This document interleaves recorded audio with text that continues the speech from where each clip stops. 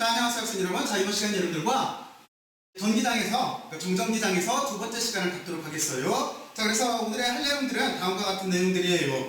자, 그러면 먼저 이번 시간의 학습 목표는 뭐냐면 가우스 법칙을 이해하는 게 이게 학습 목표예요. 가우스 법칙이라고 하는 자체는 여러분들이 전기현상과 자기현상을 다루어서 결국에는 여러분들이 맥스웰의 법칙을 이해를 하고 나중에 전자기파라고 하는 것까지 이해를 하는 게 목적인데 거기에서 엄청나게 중요한 역할을 하고 있어요. 그래서 여러분들은 저 가우스 법칙에 대해서 반드시 숙지를 하고 있어야 돼요. 이건 엄청나게 중요해요. 맥스웰이 정립한 네 가지 방정식을 전자기학 시간에 배우는 게 목적인데 여기서 전기장에 대한 가우스 법칙, 자기장에 대한 가우스 법칙 이렇게 두 가지 방정식 자체가 여기 있는 가우스가 독립한 식으로 가우스 이름이 붙어 있어요. 그만큼 중요해요. 그러니까 여기 지금 전기장에 대한 가우스 법칙을 배울 때 여러분들이 가우스 법칙 자체를 잘 이해를 하고 있으면 나중에 자기장에 대한 가우스 법칙을 배울 때도 쉽게 이해를 할 수가 있어요. 그러니까 오늘 꼭 집중해서 심도 있게 생각을 해보고 나중에 잘 활용할 수 있기를 바라요. 자, 그래서 학습 목표는 가우스 법칙을 이해를 하는 건데 그 안에 세 방법들은 어떤 것들을 할 거냐면은 일단 가우스 법칙을 이해를 하기 위해서는 여러분들은 전속이라고 하는, 전속이 전기 손속이에요. 전속이라고 하는 개념하고 그리고 전속 밀도라고 하는 개념에 대해서 알고 있어야 돼요. 그래서 먼저 설명을 어떻게 할 거냐면 여러분들한테 첫 번째 전속과 전속 밀도에 대해서 설명을 하고 이게 도대체 어떻게 정의가 되어 있나 하는 게 패러데이 실험하고 관련이 돼 있어요. 그래서 그걸 보면서 이런 식으로 해서 정의가 됐고 시초가 이렇게 만들어졌구나 하는 그걸 배운 다음에 그 뒤에 여기를 이해를 하려면 여러분들은 플럭스라고 하는 전기 손속을 이해를 해야 돼요. 그래서 전기 손속에 대해서 잠깐만 다시 한번 살펴볼 거예요. 그리고 이 두 가지를 바탕으로 해서 우리는 가우스 법칙이라고 하는 걸 만들어낼 수가 있는데 이 가우스 법칙에 이 두 가지 형태가 돼 있어요. 하나는 여러분들이 일반 물리 시간에 배웠던 적분형 형태의 모델이 있고 그리고 또 하나 주로 전자기학 시간에 쓰게 되는 미분형 형태의 모델이 있어요. 여러분들과 적분형과 미분형에 대한 가우스 법칙 꼴에 대해서 한번 공부를 할 거예요. 그리고 그 뒤에 꼭 한번 해봐야 될 게 있어요. 어떤 거냐면 도대체 가우스 법칙이라고 하는 게 정체가 뭔가 하는 생각을 해봐야 돼요. 그래서 여러분들은 풀롱 법칙과 비교를 해서 가우스 법칙이라고 하는 게 풀롱 법칙과 결국에는 같구나라고 하는 걸 이해를 해야 돼요. 그래서 여기를 잠깐 비교를 해볼 거예요. 그리고 우리는 이 가우스 법칙을 실질적인 자연 현상에 적용하는 게 관건인 거예요. 과학이니까요. 그렇잖아요. 그래서 여러분들과 어떤 걸 다룰 거냐면 여러분들이 전기장을 다룰 때도 점전화를 다뤘고 그 다음에 이 점전화가 엄청나게 많을 때를 다뤘고 그리고 손전화처럼 분포할 때를 다뤘고 면전화, 최적전화로 관념 자체를 확대해 나갔어요. 바로 이것도 똑같이 가우스 법칙이라고 하는 그 형태가 점전화 그리고 여러 개, 전화가 여러 개 있을 때, 그리고 선, 면, 최적으로 확대해 나갔을 때, 다시 말해서 연속전화 밀도를 가지고 있을 때, 가우스 법칙을 어떻게 적용시켜야 되나 하는 거에 대해서 간략하게 생각을 해볼 거예요.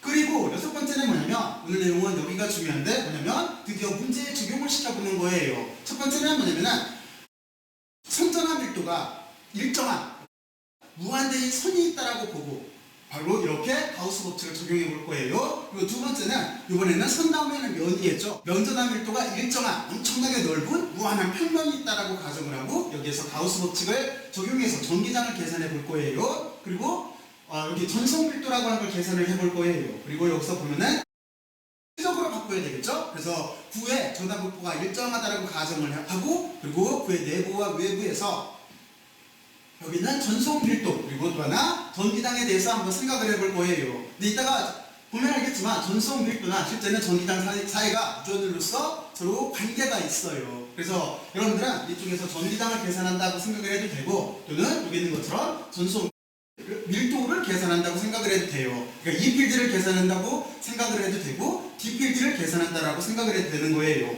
그리고 마지막으로 전위라고 하는 개념에 대해서 가장 기본적인 내용만 잠깐 알아볼 거예요. 여기에서는 전위의 정의 정도만 이렇게 설명을 할 거예요. 그리고 다음 시간에 이어서 이 전위에서 다뤄지는 여러 가지 현상들과 문제들에 대해서 심도 있게 다뤄볼 거예요. 이렇게 하면서 이번 영상에 대해서 마무리를 할 거예요. 자, 그러면 도대체 뭘 한다라고 하는 거를 여러분들이 한번 스스로 머릿속으로 다시 한번 여기를 생각을 해봐요.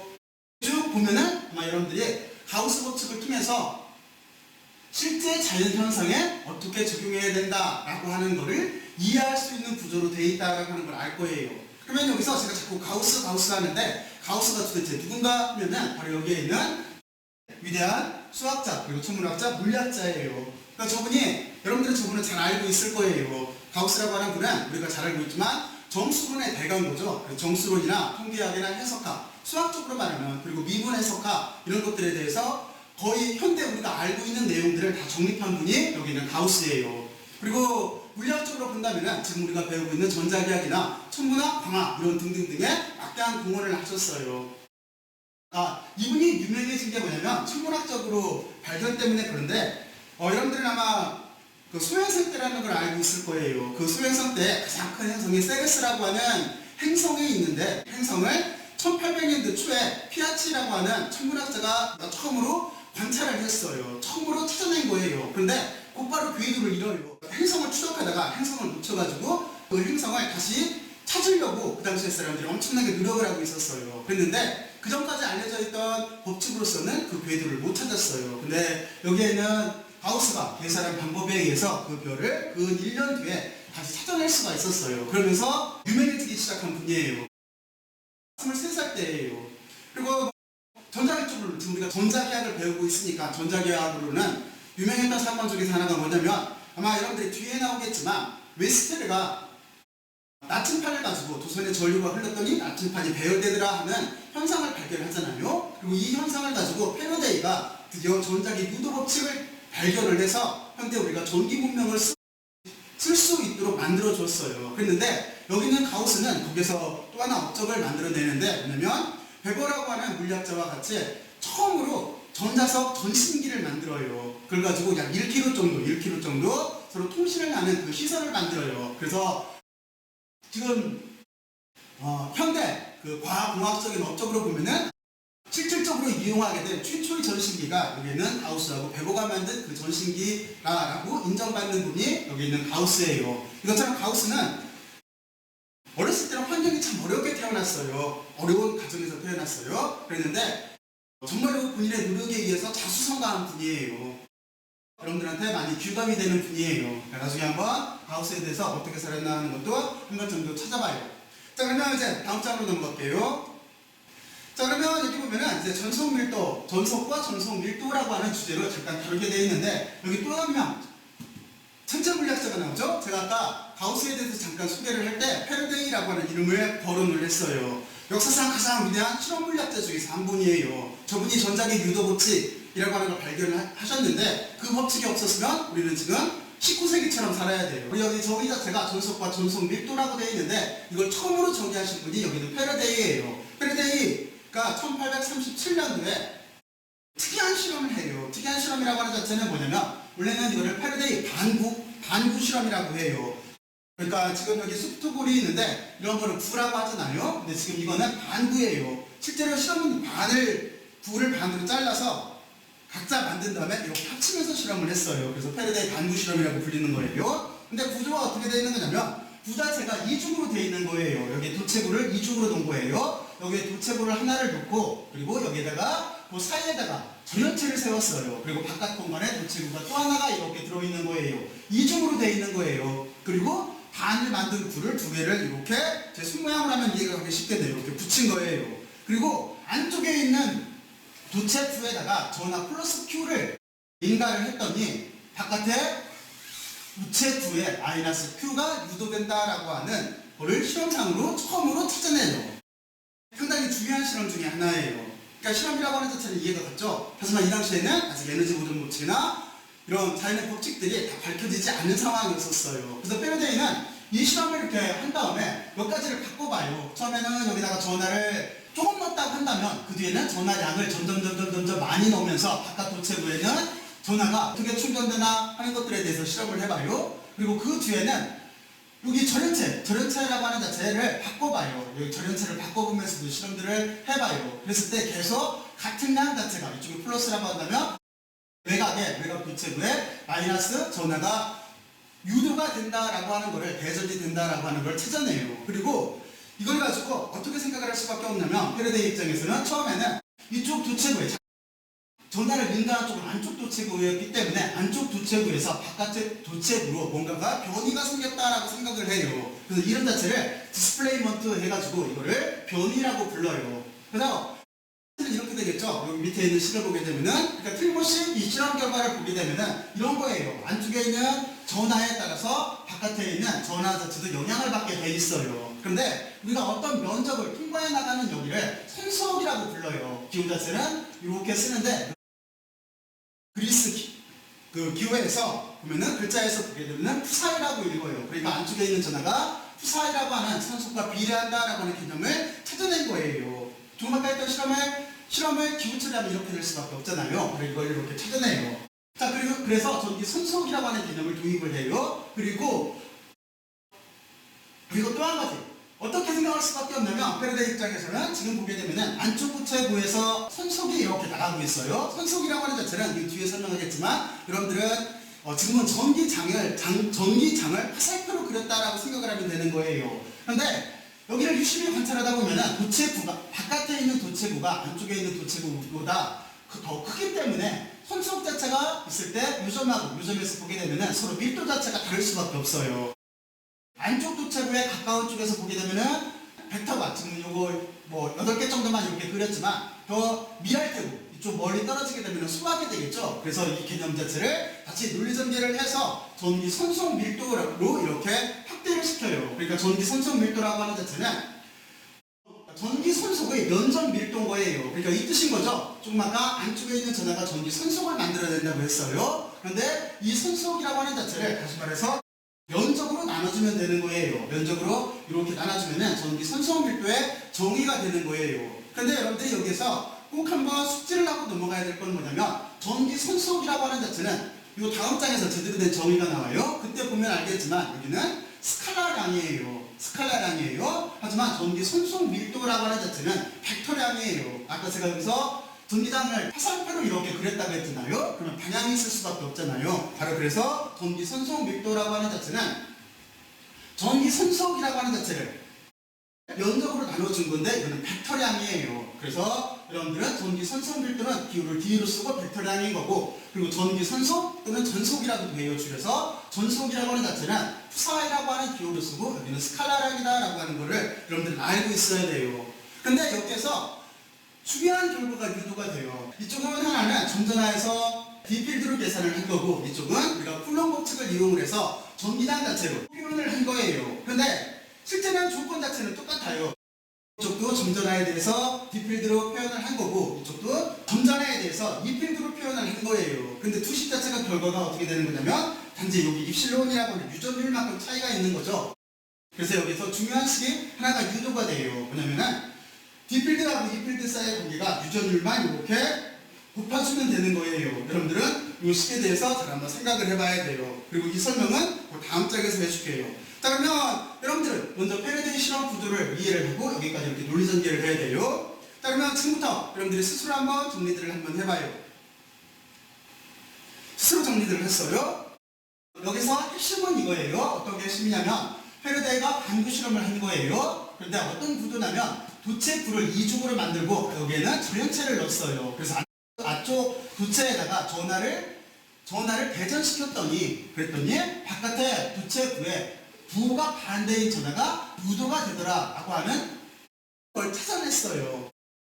그래서 이걸 가지고 정의는 어떻게 되는 거냐면, 뭔가가 이동한다 라고 해서 그거를 전기 변이라고 했어요. 그래서 전기 선속이라고 하는 정의가 나오는데, 전기 선속이라고 하는 자체는 안쪽에 있는 전하가 만들어낸 거예요. 근데 실제는 이 전기 선속이라고 하는 자체는 면적에다가 지나가는 벡터를 곱합주면 되는 거예요. 그리고 또 하나, 여기는 스칼라량인데 그 뒤에 지금 두 가지 도체부에서 보면은 이쪽 근방은 밀도가 밀하고 바깥에 멀리 떨어지게 되면은 밀도 자체가 소하게 돼 있어요. 그래서 전기 선속 밀도라고 하는 개념을 도입을 해요. 그래서 이쪽은 벡터량인 거예요. 그리고 전기 선속 밀도와 전기장 자체를 비교를 해보면은 유명한 관계식이 나와요. 이 D필드와 E필드라고 하는 자체는 전기 선속과 전개 또는 전기장이라고 하는 사이의 관계는 이렇게 유전율만 곱해주면 된다라고 하는 게 이 PPT의 가장 핵심적인 내용이에요. 자, 그러면 여러분들이 열심히들 잘 생각을 해봤을 거라고 생각을 하고 다음 장으로 넘어갈게요. 이 식은 잊어버리면 안 돼요. 자, 그러면 이번 영상에서는 여러분들하고 어떤 설명을 할 거냐면, 좀 전에 제가 설명을 했을 때 전기 선속이라고 하는 일렉트릭 플럭스라고 하는 용어를 썼어요. 일렉트릭 플럭스가 도대체 뭔가 하는 생각을 지금부터 잠깐 해봐야 돼요. 그래서 설명을 여러분들은 요 앞부분은 제가 조금 아까 설명했던 제일 마지막 줄을 이렇게 세로축으로 배열한 것 뿐이에요. 그런데 전기 손속이라고 하는 개념은 여기 있는 그림을 통해서 이해를 하면 쉬워요. 자, 그러면 여러분들은 먼저 전기 손속이라고 하는 거의 정의는 이렇게 돼 있어요. 지금 이게 어떤 면적이에요. 임의의 면. A4 용지를 하나 둘게요. 이런 용지를 옆으로 이렇게 본 거예요. 그리고 전기장이 이 면을 뚫고 지나가고 있는 중인 거예요. 지금 그 그림인 거예요. 자, 그러면 이런 면을 옆으로 이렇게 돌려놓은 거예요. 수직으로 돌려놓은 거예요. 그러면 여기에 전기장이 지금 지나가고 있는 그 그림인 거예요. 그랬을 때 전기 손속이라고 하는 정의는 우리가 어떻게 쓸 수가 있냐면 좀 전에 제가 설명을 했듯이 면적에다가 그때 지나가는 벡터, 지금은 전기장이니까 전기장을 이렇게 곱해주면 전기 손속의 정의가 되는 거예요. 저는 지금 전기 손속의 기호를 지금은 파이로 이렇게 쓸게요. 이렇게 쓰는 이유는 여러분들이 일반 물리 시간에 처음에 이렇게 배웠어요. 그 기호를 여기 파이로 쓰고 여기 파이로 쓰고 일단은 여러분들 같은 내용이다 라고 하는 걸 알려주기 위해서 기호 처리를 두 가지로 해놨어요. 자, 그래서 손속이라고 하는 정의는 손속이라고 하는 정의를 다시 한번 생각해보면 이거예요. 면적을 지나가는 벡터의 곱인 거예요. 근데 우리가 이 개념을 이제부터 확대를 해야 되는데 어떻게 확대를 할 수가 있냐면 지금 여기 있는 그림은 뭐냐면 여러분들이 종이를 가지고 한번 접어보면 돼요. 지금 종이가 이렇게 되어 있는데 제가 이 종이를 이렇게 아래쪽에서 접을게요. 그러면 바로 이 그림은 이 종이를 이렇게 만들어 놓은 거예요. 원래 이렇게 되어 있던 종이를 지금 이렇게 만들어 놨어요. 이해갔죠? 그리고 이 그림의 특징을 여러분들이 유심히 보게 되면 이걸 거예요. 전기장 자체는 여기가 연결되어 있다고 본다면 이렇게 쭉 하고 이렇게 지나가게 되는 중인 거예요. 그리고 지금 요 면인 거예요. 그랬을 때 우리는 어떻게 관찰을 할 수가 있냐면 면 자체가 전기장이 통과하는 면 자체가 수직으로 있을 때나 전기장이 통과하는 면 자체가 세타라고 하는 기울어져 있을 때나 이 면을 통과하는 전기장의 숫자는 서로 똑같아요. 눈으로 보이죠? 이 면을 통과하는 전기장의 숫자가 하나, 둘, 셋, 넷, 다섯, 여섯, 일곱 개. 그리고 이렇게 세타로 기울어져 있는 면, 여기를 통과하는 전기장의 숫자도 7개로 서로 똑같아요. 반대로 생각해도 마찬가지예요. 반대로 이번에는 전기장은 그냥 직선으로 지나가고 있고 면이 이렇게 기울어져 있다라고 생각해도 같은 개념인 거죠. 그렇죠? 면이 이렇게 수직일 수도 있고 전기장이 지금 제 여기 포인트라고 한다면 이렇게 돼 있을 때랑 이렇게 돼 있을 때랑 마찬가지인 거죠. 그렇죠? 바로 그것처럼 여기서 중요한 개념이 하나를 유도할 수가 있어요. 왜냐면 전기장의 숫자가 어떻게 면적을 통과하는 전기장의 숫자가 같기 때문에 우리는 이쪽 면을 크기를 S라고 한다면 면의 넓이를 S라고 한다면 수직으로 서 있는 이 면은 어떻게 하면 되겠어요? 코사인 하면 되겠죠? 그러니까 이쪽 기울어져 있는 면에다가 코사인 세타를 이렇게 곱해주면 될 거예요. 그러면 우리는 지금 여기를 바꾸려고 하는 거예요. 여기를. 그래서 전기장의 수직인 면이라고 하는 자체는 기울어진 면과 코사인 세타만큼의 관계가 있어요. 그럼 여기서 어떤 게 보여요? 지금 목적 자체는 일반화를 시키려고 하는 거예요. 과학은 일반화시키는 거잖아요. 그러면 여기서 우리는 이렇게 생각을 할 수가 있어요. 지금 이렇게 값을 보게 되면 여러분들이 많이 배웠던 거 매적이라고 하는 개념이죠. 다시 말해서 이렇게 바꿔 쓸 수가 있는 거예요.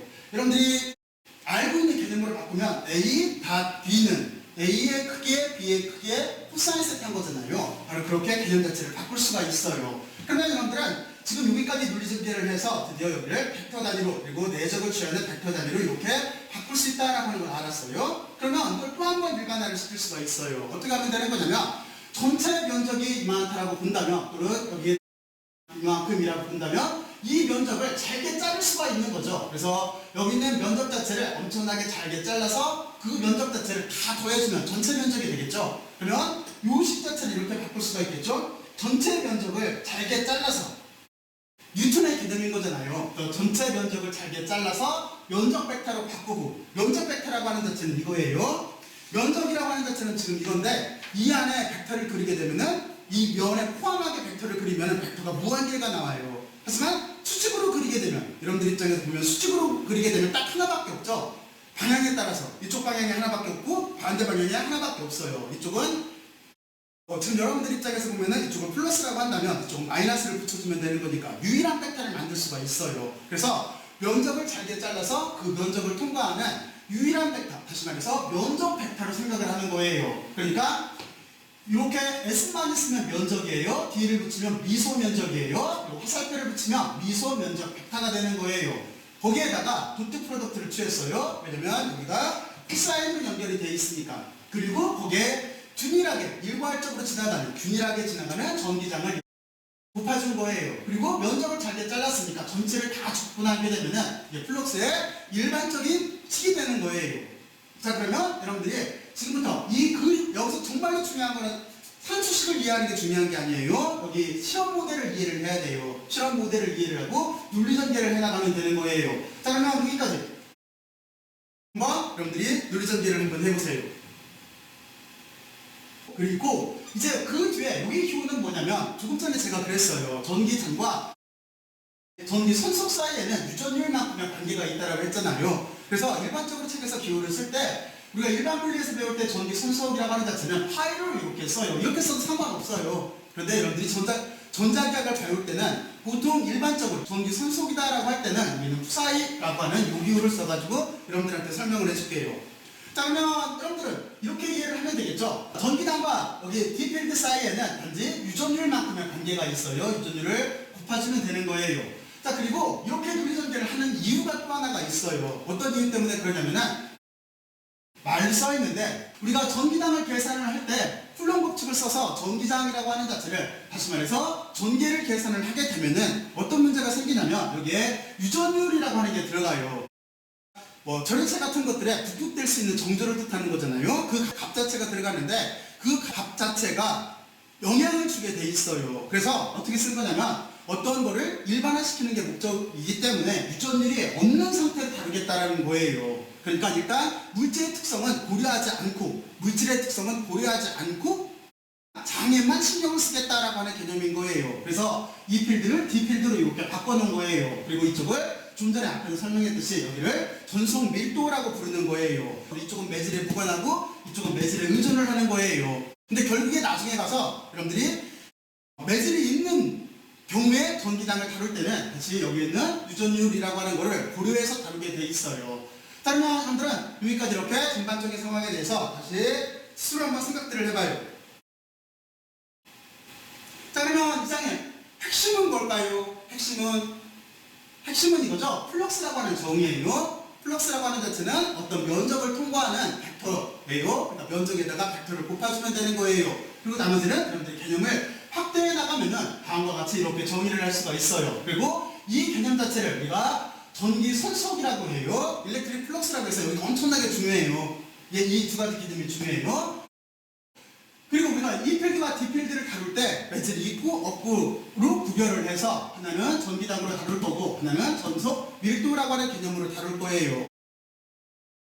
일반적으로 전기 문제를 설명을 할 때는 우리가 전속 밀도라고 해서 유전율을 빼놓고 다루다가 좀 더 편하게 다루다가 그러니까 매질에 무관하게 다루다가 나중에 매질이 있는 상황을 고려하게 돼 있어요. 그리고 여기의 핵심은 D 필드와 E 필드는 좀 전에 이 앞장에서 여러분들한테 보여줬듯이 유전율만큼 관계가 되어 있다라고 하는 거를 여러분들이 잊어먹고 있으면 안 돼요. 자, 그러면 여기까지 여러분들이 잘 이해를 했을 거라고 생각을 하고 다음 장으로 넘어갈게요. 자, 그러면 이번 PPT에서는 여러분들과 가우스-워츠의 적분형과 미분형에 대해서 설명을 할 거예요. 그런데 어떻게 설명을 할 거냐면 먼저 여러분들한테 전기장을 이용을 해서 하나의 사고실험 모델을 이용을 해서 가우스의 법칙의 적분형이라고 하는 자체를 유도를 할 거예요. 그리고 그 다음에는 전속 밀도라고 하는 개념을 이용을 해서 가우스 법칙의 미분형 형태를 유도를 해낼 거예요.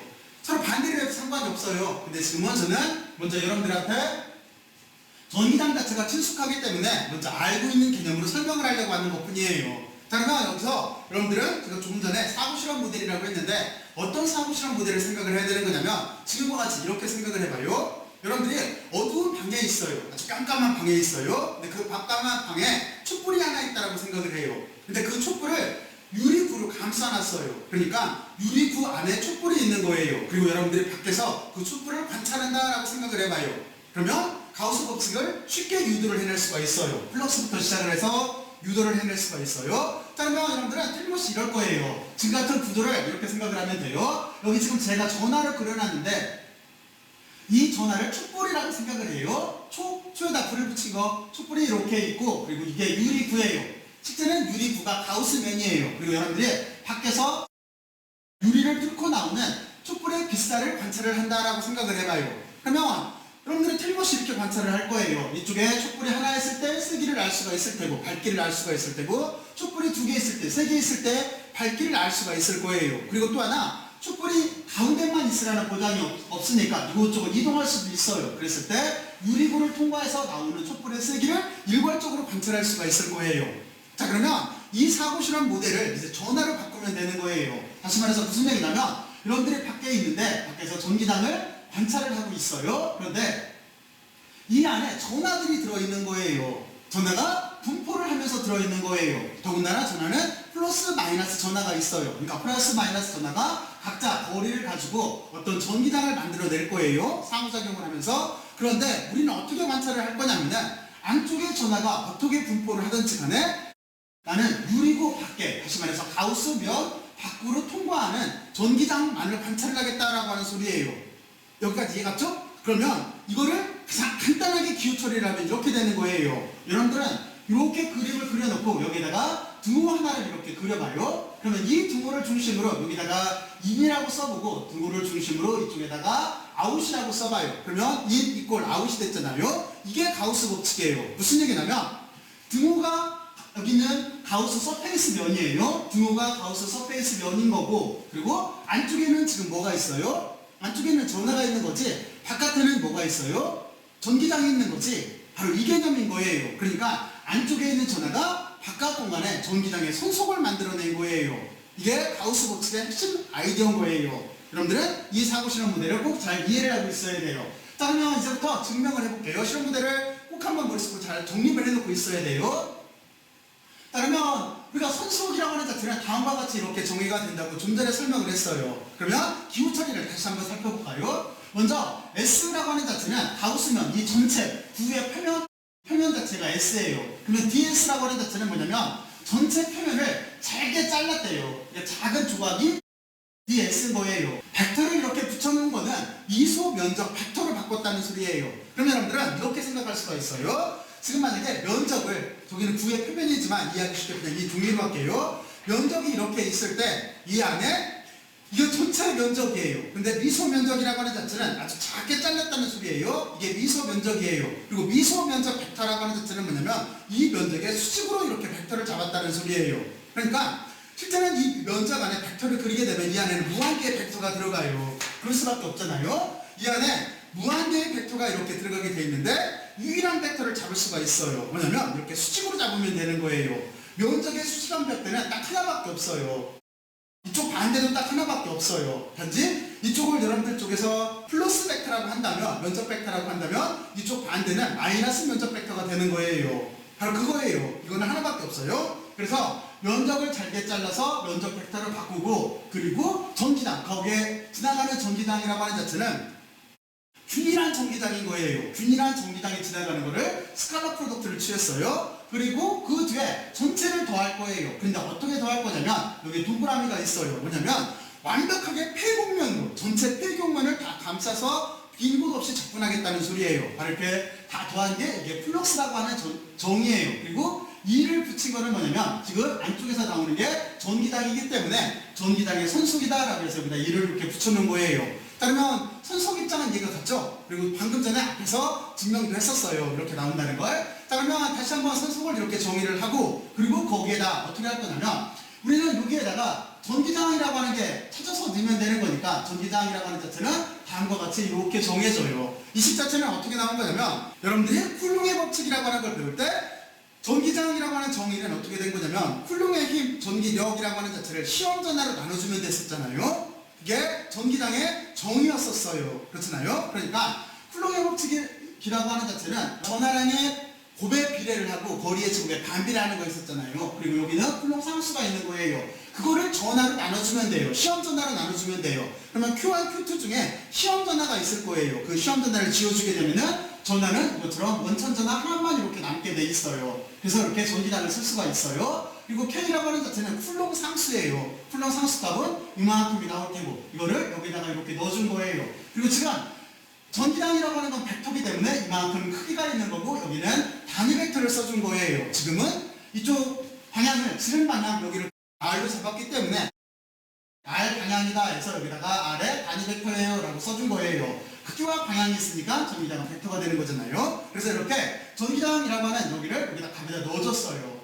자, 그리고 그 다음 식은 어떻게 쓴 거냐면은 이거 이렇게 논리전개를 한 거예요. 전기장이라고 하는 자체는 지금 이것처럼 크기와 방향으로 썼어요. 그리고 K라고 하는 자체는 좀 전에 설명했듯이 풀롱상수값인 거예요. 그러면 여기를 크기와 방향으로 썼고 여기 전곱이라고 하는 게 있고 그리고 이쪽도 이게 미소 면적 벡터니까 미소 면적에다가 벡터를 붙여주면 되겠죠. 그래서 여기도 크기와 방향으로 쓴 거예요. 그리고 그 뒤에 여기에 하나를 생각해야 될 건 뭐냐면 이쪽에 단위 벡터가 있고 전곱이 있고 단위 벡터가 있어요. 그러면 여기는 바로 이거죠. A 답 B는 A의 크기에 B의 크기에 코사인 세타가 되는 거예요. 근데 지금 코사인 세타는 몇 도예요? 여기가 R방향, 여기도 R방향이니까 서로 방향이 같죠? 그러면 코사인 0도가 돼서 1이 되는 거예요. 다시 말해서 어떤 설명을 하려고 하는 거냐면 지금 단위 벡터, 전곱, 단위 벡터라고 하는 자체는 방향이 같기 때문에 1로 없어져요. 그러면 우리는 벡터에서 스칼라량으로 바꿀 수가 있는 거죠. 그래서 다음 식처럼 이렇게 스칼라량으로 바꾼 거예요. 그리고 이만큼 부분은 여기는 다 상수값이니까 적분기와 밖으로 이렇게 내보내고 나면은 뒤에 있는 이 텀만 우리가 고려를 해주면 돼요. 그럼 여기는 뭘 뜻해요? 아까 제가 이쪽에서 사구실험 모델을 제시를 할 때 저거는 유리9라고 그랬잖아요. 그렇죠? 유리9가 빼진 데나 이런 데 없이 완벽한 9로 감쌌다고 했잖아요. 그러니까 바로 여기는 9의 표면이 될 수밖에 없는 거예요. 그러면 9의 표면이라고 하는 자체는 여기는 4파이 R 제곱이 되는 거니까 여기다가 또 써준 거예요. 그리고 K라고 하는 상수값이 이만큼 값인 거니까 풀롱 상수값을 여기다 써준 거예요. 자, 그러면 이제 가우스 법칙 꼴이 보이게 되어 있는데 여기서 4파이 없어지고 R2 없어지고 나면은 결국에는 뭐밖에 없냐면 유전율이라고 하는 거하고 여기 이제 전하밖에 안 남아요. 그래서 이 식을 이렇게 써준 거예요. 그러니까 전기장의 선속이라고 하는 자체가 지금 이것처럼 전하하고 유전율로 이렇게 나눠준 이 값으로 이렇게 표현이 돼요. 여기에 옆에 보면은 여기가 인이에요. 인이라고 하는 자체는 뭐냐면 안쪽이라는 뜻이에요. 여기 기호 처리를. 왜냐면 아까 제가 여러분들 보고 여기를 등호로 생각하세요 라고 했고 이쪽에다가 인을 쓰고 이쪽에다 아웃을 쓰라고 했어요. 그랬을 때 인이 뜻하는 건 뭐냐면 안쪽에 있는 전하였었어요. 다시 말해서 등호가 가우스면이기 때문에 가우스면 안쪽에 있는 전하라고 하는 의미를 부여를 하기 위해서 그냥 전하를 안쪽에 있는 전하다라고 해서 Q인을 이렇게 붙여준 거예요. 그러니까 결과적으로 보면 이거예요. 실제로 플럭스라고 하는 자체는 안쪽에 있는 전하가 만들었다라는 뜻인 거예요. 단지 여기에 비례상수, 물질일 때는 여기 유전율이라고 하는 비례상수가 들어간다라고 하는 게 이게 가우스 법칙인 거예요. 자, 그러면 이만큼 부분, 여기 전기장의 플럭스는 뭐였었어요? 이 앞 PPT에서 증명을 했을 때 여러분들과 공부를 할 때 뭐라고 했냐면 이 식이라고 그랬어요. 그러니까 여기에다가 요각을 대입을 해서 쓰게 되면은 다음과 같이 이렇게 가우스 법칙의 적분 형태를 구할 수가 있어요. 그리고 이 가우스 법칙의 적분 형태가 실제는 맥스웰의 첫 번째 식이 되는 거예요. 이게 맥스웰 방정식의 첫 번째 식이에요. 그러면 이쪽에 있는 이 식은 뭐냐면 제가 아까 설명을 할 때 뭐라고 그랬냐면 여기 전송 밀도하고 전기장 사이에는 유전율만큼의 비례값이 들어가요 라고 했었잖아요. 그러니까 여러분들은 이쪽에서 저는 지금 이 필드로 유도를 했는데 이거를 D 필드로 전송 밀도로 바꾸고 싶으면은 유전율만 없애주면 되는 거예요. 그러면 다음과 같이 이렇게 간단하게 이쪽에 Q, 안쪽에 있는 전하가 전송 밀도를 만들었다라고 하는 개념으로 이렇게 바뀌게 돼 있어요. 그러니까 상수식을 기억하려고 하면 안 돼요. 여러분들은 이렇게 생각을 해야 돼요. 이 유전율 문제는 이쪽은 뭐냐면 물질에서 유전율을 고려를 하겠다는 뜻이에요. 근데 여기는 무슨 뜻이냐면 그런 거 다 나중에 고려를 하고 여기에서는 순수한 장만을, 필드만을 논하겠다는 뜻인 거예요. 그리고 나중에 가서 물질 내에서 전기장을 다룰 때 그때 유전율을 고려를 하면 되는 거예요. 그래서 우리는 당분간은 D필드 입장으로 전기장 문제를 계산을 할 거예요. 전송 밀도 문제를 풀 거예요. 자, 그러면 여러분들은 여기까지 이렇게 된다라고 하는 자체를 자, 지금부터 머릿속으로 다시 한번 생각들을 해보세요. 스스로 정리를 해야 돼요. 스스로. 자, 그러면 여기서 제일 중요한 건 뭘까요? 제일 중요한 건 여기는 사고실험이에요. 이 사고실험 모델을 여러분들이 심도 있게 생각을 해서 잘 이해를 하고 있으면 가우스 법칙이라고 하는 이거는 금방 유도를 해낼 수가 있어요. 다시 한번 얘기하지만 절대로 산수식에 신경 쓰면 안 돼요. 그러니까 가우스 법칙은 여기는 사고실험 모델을 이해를 하고 등호를 그려요. 그리고 여기다 인하고 아웃을 써요. 그래서 안쪽에 있는 전하가 등호가 가우스면인 거고 안쪽에 있는 전하가 바깥 공간에 전기장의 선속을 만든 거예요. 그 뜻인 거예요. 안쪽에 있는 전하가 선속을 만든 거예요. 자, 그러면 여러분들은 가우스 법칙의 적분 형태라고 하는 거를 이해를 했어요. 자, 그러면 이제 미분 형태에 대해서 생각을 해보죠. 자, 그러면 미분 형태라고 하는 자체는 뭐부터 시작을 하면 되는 거냐면 우리가 사고 실험 모델을 통해서 전기장의 플럭스에 대한 가우스 법칙을 이해를 했어요. 그리고 이거를 가지고 전속 밀도라고 하는 개념으로 바꿔놨어요. 그러면 이 전속 밀도로 바꾸는 이 식부터 시작을 해서 미분형을 유도를 해보죠. 그럼 조식을 따다가 여기다가 이렇게 써놨어요. 자, 그러면 여기서도 똑같아요. 여기서도 어떤 걸 먼저 정의를 해야 되는 거냐면 안쪽에 있는 전하라고 되어 있는데 이 안쪽에 있는 전하라고 하는 자체는 실제 이 안을 생각을 하면은 촛불이 여러 개가 있을 수도 있고 그리고 촛불이 일렬로 있거나 또는 평면으로 있거나 이렇게 될 수도 있지만 촛불이 그냥 공간상의 분포를 할 수도 있잖아요. 촛불을 만약에 뭐 촛대 같은 걸 이용을 해서 쭉 꽂아놨다라고 한다면 공간상 분포를 할 수가 있잖아요. 그러니까 틀림없이 여기에 있는 초 또는 여기 있는 전하라고 하는 자체는 최적을 가지고 있을 거예요. 그래서 우리는 총 전하라고 하는 자체는 어떻게 생각할 수가 있냐면 요 V라고 쓰는 게 최적전하 밀도예요. 최적전하 밀도를 부피에 대해서 다 적분하게 되면은 전체 전하를 구할 수가 있을 거예요. 그러니까 이쪽을 이렇게 최적이라고 하는 걸 고려를 해서 총전하 입장으로 이렇게 바꿔 써준 거예요. 그거를 답에다 대입을 해서 다음 식으로 넘어간 거예요. 자, 그러면 여기까지 이해를 했죠? 그리고 그 뒤에 이 식은 어떻게 바꿀 거냐면 여기는 지금 여기에 발산 정리라고 돼 있어요. 자, 그러면 발산 정리를 이용해서 바꿀 거예요. 그러면 발산 정리가 뭔가 하는 거를 여러분들이 지금 다시 한번 생각들을 한번 해보세요. 발산 정리가 뭐였는지 떠올라요? 발산 정리라고 하는 자체는 여러분들은 어떻게 생각을 하면 쉽냐면 물론 여기 유리구로도 생각을 할 수가 있는데 이거보다는 여러분들이 이번에는 유리구가 아니라 육면체를 생각을 해요. 유리로 만든 육면체를 생각을 해요. 그리고 그 안에다가 촛불을 넣었다고 생각을 해봐요. 그러면 이렇게 생각할 수가 있겠죠. 그 촛불은 하나의 면을 보게 되면은 육면체에 있는 면 중에서 일부 면이라고 한다면 틀림없이 여기에는 초에서 촛불은 여기 뚫고 나올 거예요. 그러면 이거는 플럭스 개념인 거예요.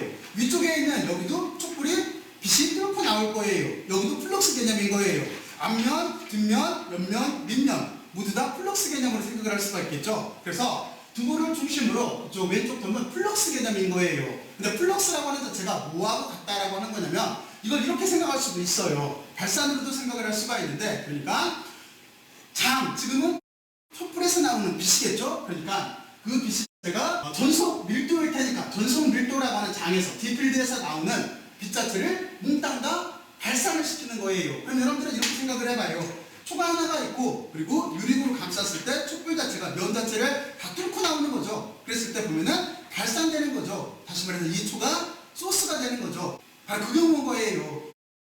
그래서 반대쪽은 어떻게 생각을 할 수가 있냐면 여러분들이 이쪽은 장 자체를 전체를 발산시키고 그거를 다 최적 적분한 것과 같다라는 뜻이에요. 그러니까 이쪽은 면적 적분이 되는 거고 면적 적분을 다 더한 거예요. 육면체의 면적을 다 더한 거. 이쪽은 발산되는 모든 거를 최적 적분으로 다 더한 거예요. 이렇게 두 개가 같다라는 뜻인 거예요.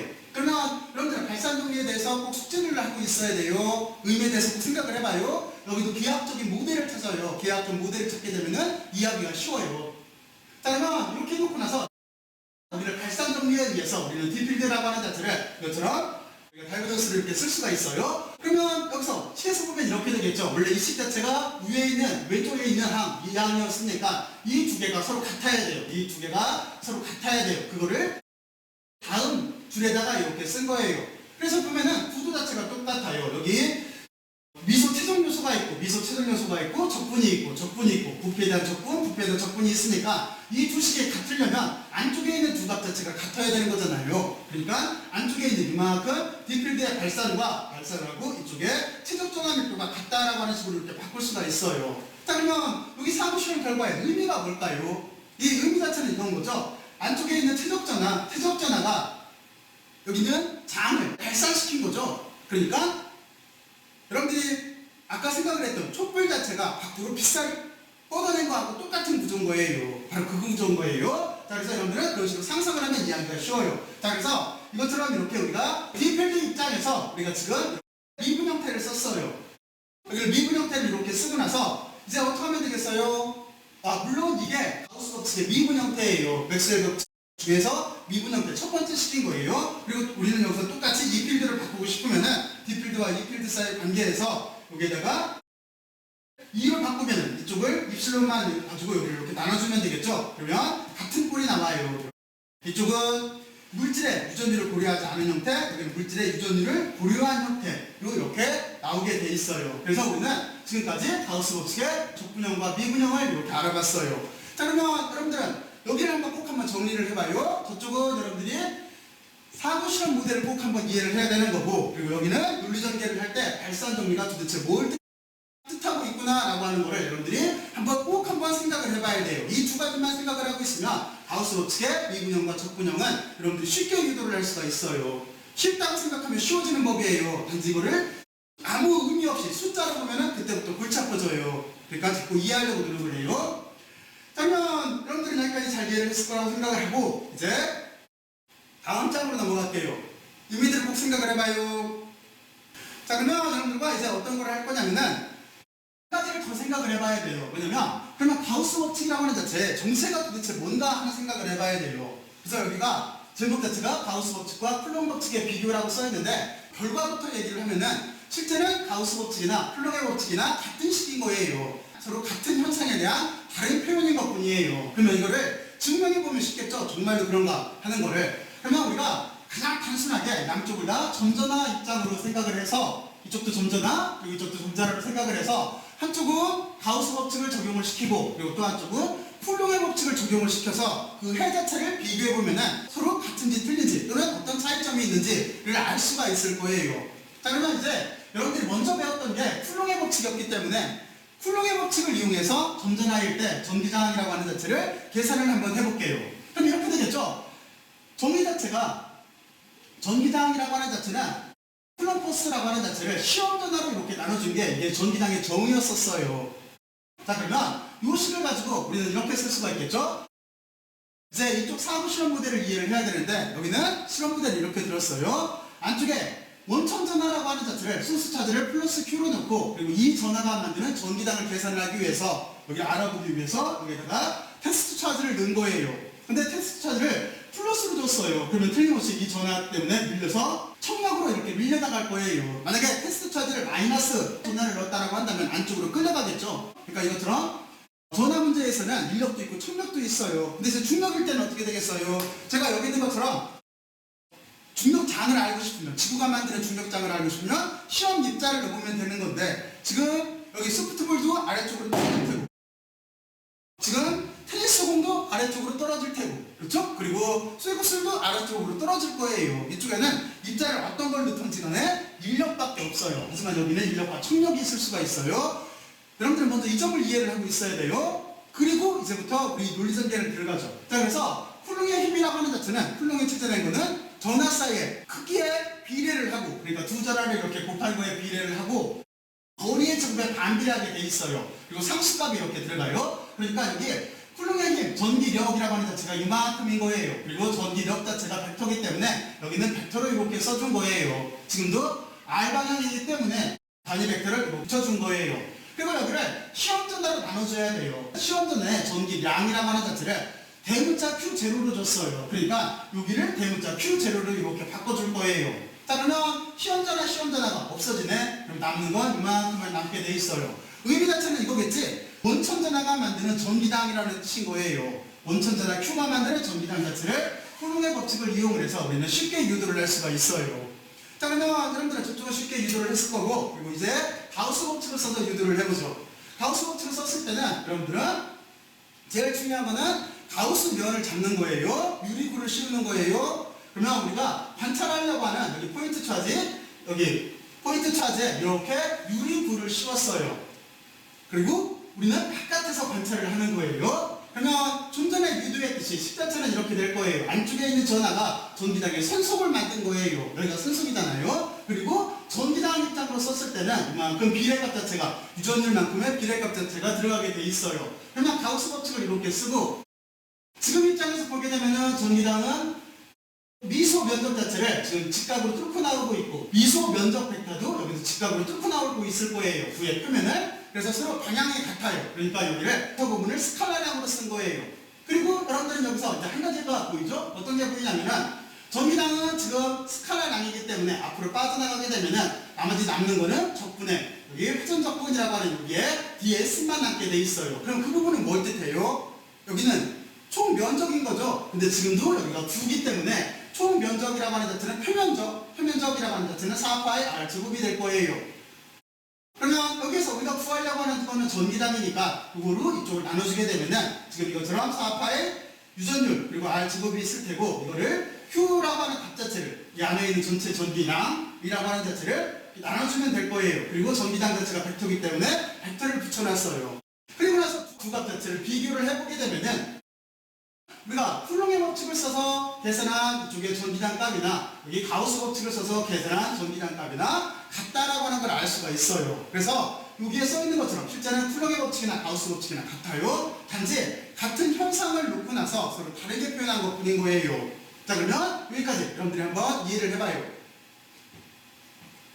과학은 자꾸 본질적인 거를 찾아나가야 돼요. 다시 말해서 의미부여를 계속해 나가야 돼요. 이게 물리학이고 이게 과학인 거예요. 그리고 항상 실제 모델을 찾아야 돼요. 실험 모델을 찾아야 돼요.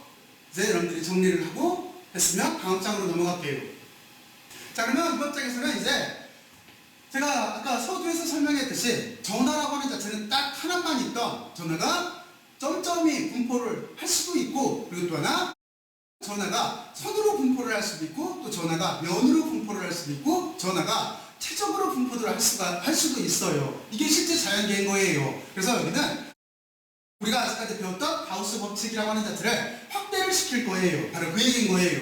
자, 그러면 위에 써있는 여기는 뭐냐면 이거는 우리가 조금 전에 유도를 해냈던 가우스 법칙이에요. 그리고 우리의 주제는 제가 방금 드려 설명했듯이 연속적인 전하 밀도에 대해서 가우스 법칙을 확대를 시켜서 써볼 거예요. 이건 여러분들이 전기당 쪽에서 먼저 해봤기 때문에 실제는 쉬워요. 자, 그러면 먼저 첫 번째 어떤 설명을 할 거냐면은 만약에 이쪽은 플럭스 값인 거니까 플럭스 값자가 0이 나왔어. 그러면 이거 무슨 뜻일까요? 여러분들 이렇게 생각하면 되겠죠? 이쪽에 아무것도 안 나왔어. 그러면 유리부 안에 아무것도 없다라는 뜻인 거예요. 내가 밖에서 관찰을 하는데 빛 자체가 나오고 있지 않다는 소리예요. 그러면 어떻게 되겠어요? 안쪽에 촛불이 없다는 뜻인 거죠. 그러니까 여기는 내부에 전하가 없다라는 뜻인 거예요. 그리고 어떤 값을 이렇게 갖게 되면은 그 안에 Q라고 하는 내부 전하가 있다라고 하는 뜻인 거예요. 자, 그러면 여러분들 여기까지 이렇게 잘 이해를 했을 거라고 생각을 하고, 그리고 이제 개념 자체를 확대를 해나가죠. 점전화가 있을 때는 방금 이 앞에 PPT에서 저하고 여러분들하고 같이 쿨롱 법칙과 가우스 법칙을 비교를 할 때 설명을 했기 때문에 이제 점전화 군부터 시작을 할게요. 여기서 군이라고 하는 자체는 물이에요. 다시 말해서 여러분들이 전기당을 계산을 할 때 확대를 시킬 때 전하가 n개가 있어요 했던 그 뜻인 거예요. 그러니까 전하가 엄청나게 많아요. n개가 있어. 그럼 어떻게 하면 되겠어요? 우리는 이 가우스 법칙 자체를 다 더해주면 되겠죠. 다시 말해서 중첩의 원리가 투명이 되기 때문에 모든 거를 다 더해주면 될 거예요. 그래서 이렇게 점전하 군이 있을 대로 개념 자체를 확대시킬 수가 있어요. 그래서 여러분들은 어느 쪽으로 해도 상관이 없어요. 이쪽은 E필드 입장으로 쓴 거고, 이쪽은 유전율을 없애고 나서 그러니까 물질이 가지고 있는 특성을 없애고 나서 여기는 전속 밀도로 쓴 것 뿐이에요. 자, 그러면 하여튼 어느 쪽으로 써도 상관없어요. 같은 형태예요. 그리고 이제 선으로 쓰게 되면은 여기 어떤 것만 관련이 되겠어요? 지금 안쪽에 있는 전하가 선이라고 하는 자체는 선전화 밀도를 갖겠죠. 왜냐면 물체 자체가 전하가 선으로 쭉 배열된다고 했으니까 여기는 선전화 밀도와 관계가 돼 있을 거예요. 그러면 이쪽 안쪽에 있는 전하를 이렇게 선전화 밀도의 최적적 분형태로 바꿔주면 되는 거예요. 그리고 면이라고 한다면 면전화 밀도의 최적적 분형태로 바꿔주면 되는 거예요. 그리고 이쪽 최적이라고 한다면 최적 전화 밀도의 부피 적분으로 바꿔주면 되는 거예요. 근데 실제로는 이렇게 되겠죠. 이쪽은 선이니까 적분이 하나예요. 하지만 여기는 면이니까 우리가 부좌표야 원통좌표에 따라서 여기는 두 번 적분을 해줘야 되겠죠. 만약에 시각좌표계를 예를 들면 x에 대해서 y에 대해서 이렇게 두 번 적분을 해줘야 되는 거잖아요. 이쪽이 만약에 최적이라고 한다면 여기는 x에 대해서 y에 대해서 그리고 z에 대해서 세 번 적분을 해줘야 되는 거잖아요. 그리고 9일 때는 어떻게 적분을 해줘야 돼요? 여기는 8 길이에 대해서 r에 대해서 위에서 밑으로 내려가는 세타에 대해서 회전하는 파이에 대해서 여기가 적분이 세 번 나와야 되는 거예요. 바로 그런 식으로 이쪽에 있는 안쪽에 있는 전하의 전체 양 자체를 계산할 수가 있어야 돼요. 그리고 뒷필드는 똑같은 개념이에요. 단지 유전율만 있고 이쪽은 없는 거의 차이점인 거예요. 자, 그러면 여기까지 여러분들이 한번 정리들을 해봐요. 자, 그러면 여러분들이 정리를 잘 했을 거라고 생각을 하고 이제 이 다음 PPT에서는 실질적인 문제에 한번 적용들을 시켜보죠. 그러면 여러분들이 이게 도대체 뭔가 무슨 소린가 하는 거를 쉽게 잘 이해할 수가 있을 거예요. 자, 그러면 다음 장으로 넘어갈게요. 자, 그러면 이번 영상에서는 여러분들과 가우스 법칙에 대해서 드디어 적용을 시켜볼 거예요. 아직까지는 가우스 법칙을 이해를 했다라고 생각을 하면은 이제 문제에 직접 적용을 시켜보면서 여러분들이 가우스 법칙을 가지고 전기장 자체를 어떻게 구하나 하는 거를 여러분들과 같이 한번 알아볼 거예요. 이게 앞으로의 학습 목적이에요. 여러분들은 가우스 법칙을 적용을 시킨다고 생각을 하면 되는 거예요. 자, 그러면 먼저 설명을 어떻게 할 거냐면 가장 간단하게 점전화에 대해서는 이 앞에 영상에서 설명을 했으니까 지금은 어떤 걸 할 거냐면은 선에 대해서 생각을 해볼 거예요. 선전화가 분포를 하고 있을 때를 생각을 하고 그 다음번에는 어떻게 하면 되겠어요? 그렇죠? 면전화가 있을 때로 생각을 해보면 되는 거고 그리고 그 다음번에는 최적전화가 있을 때로 개념 자체를 확대해서 생각을 하면서 여러분들하고 가우스 법칙의 활용법에 대해서 생각을 해볼 거예요. 자, 그러면 여러분들이 대체 뭐를 한다라고 하는 생각을 해봤고 이제 첫 번째 문제로 들어가죠. 이거 보면은 여기 있을 때 여러분들은 먼저 어떤 생각을 해야 되는 거냐면 이 그림을 이해를 하려고 노력을 해야 돼요. 이 그림을 먼저 한번 여러분들 직관적으로 보고 그리고 여기 있는 문제를 한번 읽어보고 도대체 뭘 하겠다라고 하는 목적 자체를 지금 여러분들이 스스로 한번 찾아보세요. 목적지를 찾았어요? 그럼 이런 거죠. 전기 전속 밀도를 구하고 싶은 거예요. 전속 밀도를 구하고 싶은 건데 조건은 어떤 거냐면 이거예요.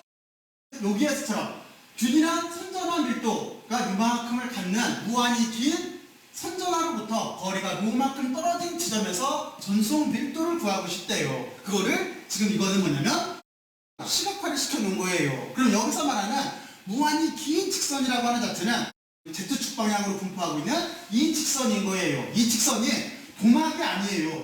도막이 아니고 무한히 긴 직선이에요. 그리고 이 직선은 구부러진 직선이 아니라 곧은 직선이에요. 이렇게 직선이 있고 여기 거리가 뭐라고 이렇게 썼어요? 거리를 R과 R로 쓴 거는 지금 이 직선 도선이 만들어내는 전기단 자체가 원통 형태로 퍼져나가기 때문에 그래요. 원통 답비계를 쓰는 게 해석하기가 유리해서 여기를 R이 아니라 로로 이렇게 쓴 거예요. 그러니까 구하고자 하는 거리까지는 지금 여기서부터 이만큼인 거예요. 제가 원통 좌표를 만들 때 제 몸으로 했었잖아요. 이렇게 팔을 만들고 한 바퀴 이렇게 돌아가게 되면은 그리고 폭을 갖고 돌아가게 되면은 원통이 되는 거잖아요. 그렇잖아요? 바로 지금 그런 상황인 거예요. 그래서 지금같이 직선 도선이 만드는 것도 원통 대칭성이 있기 때문에 가우스 법칙을 적용하면 전기장 자체를 또는 전속 밀도 자체를 쉽게 계산할 수가 있어요. 그렇지가 않고 여러분들이 만약에 이거를 쿨롱 법칙과 그리고 또 하나 쿨롱 법칙부터 시작한 전기장의 원래 정의를 이용해서 계산하려면 거리에 따라서 계산하려면 복잡해져요.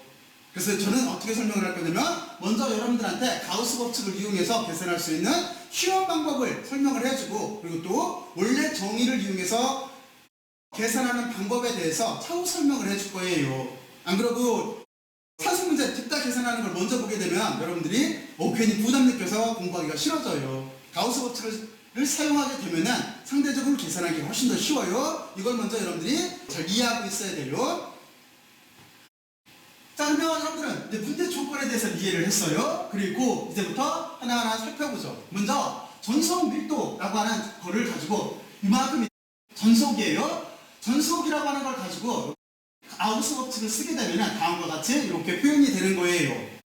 자, 그러면 이 실제 체내에서 우리는 먼저 어떤 걸 계산을 할 거냐면은 계산하는 방법을 항상 이렇게 할게요. 먼저 안쪽에 있는 전하를 먼저 계산을 하고 그리고 이쪽에 있는 전속을 계산할 거예요. 전기 선속을 계산을 할 거예요. 이렇게 두 가지로 나눌 거예요. 그러면 먼저 안쪽에 있는 전하라고 하는 자체를 계산을 하려고 한다면 전하 자체는 지금 어떻게 분포를 하고 있냐면 선전하로 분포를 하고 있대요. 그리고 균일하대요. 그러면 틀림없이 우리가 선전하 밀도의 관계가 될 테고 균일하기 때문에 이만큼은 앞으로 나올 거니까 여기를 계산하게 되면은 여기 선전하 밀도는 앞으로 상수값이니까 나오고 뒤에 L에 대해서 전체의 길이를 적분하게 되면은 만약에 우리가 구하려고 하는 자체를 L이라고 이렇게 둔다고 한다면 여기는 L이라고 하는 여기 대문자 L 자체가 나올 거예요. 그러니까 여기는 상당히 쉽게 지금 계산할 수가 있어요. 왜냐면 밀도 자체가 지금 균일해서 그래요. 나중에 이게 불규칙하게 되면은 여기를 여러분들은 일일이 다 계산을 해줘야 돼요.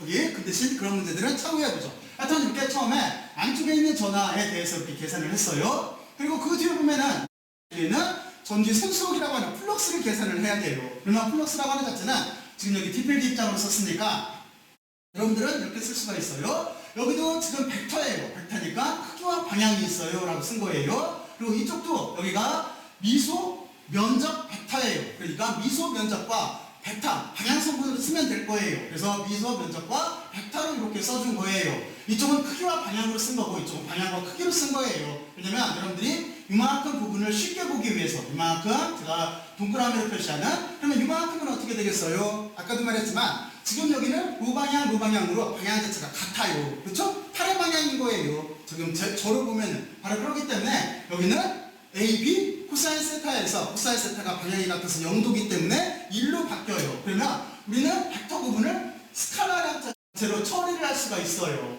나머지도 여기 이렇게 스칼라량으로 처리를 할 수가 있어요. 자, 그러면 일단은 여러분들은 기본적으로 이 뒤는 좀 이따 보기로 하고 기본적으로 이만큼 양 자체를 스칼라량으로 처리를 할 수 있다라고 하는 걸 먼저 이해를 했어요. 자, 그러면 이제부터 실제적으로 적분을 해보죠. 여기 적분 자체가 어떤 거냐면 여기를 적분을 해야 되는데 여기는 전 공간을 다 적분하라는 뜻이에요. 그걸 명심하고 있어야 돼요. 그래서 전 공간이라고 하는 자체는 어떻게 될 수밖에 없냐면 이렇게 될 수밖에 없어요. 지금 우리가 직선 도선이라고 하는 자체를 원통으로 감쌌기 때문에 틀림없이 원통에 표면이 있을 거예요. 원통 전체에 표면이 있을 거예요. 그리고 이 원통에 위쪽 면이 있을 거예요. 그리고 이 원통 자체에 아래쪽 면이 있을 거예요. 지금 그래서 여러분들한테 여기를 전체를 다 감싸서 적분하시오라고 하는 자체를 설명하려고 하는 건데 그 면 자체는 3개가 나올 수밖에 없어요. 첫 번째 여기 원통에 옆면 이게 있을 테고 그리고 여기 탑이라고 쓴 거는 원통의 이쪽 뚜껑 쪽 면 이게 있을 테고 여기 아랫면이라고 쓴 거는 원통의 아래쪽 면 이렇게 전체 면을 다 적분을 해줘야 될 거예요. 그렇죠? 그럼 일단 논리전개 이해갔죠? 여기를 적분하려고 한다면 그래서 적분은 하나, 둘, 3개 꼴로 이렇게 나와요. 근데 여기에서 여러분들이 생각을 해보면은 그래서 좀 전에 이걸 먼저 부연 설명을 했는데 어떤 걸 생각을 해볼 수가 있냐면 여기는 서로 지금 방향 자체가 같아요. 같아서 여기는 1로 이렇게 치환이 되죠? 그런데 지금 여기를 보게 되면은 방향 자체가 어떻게 돼요?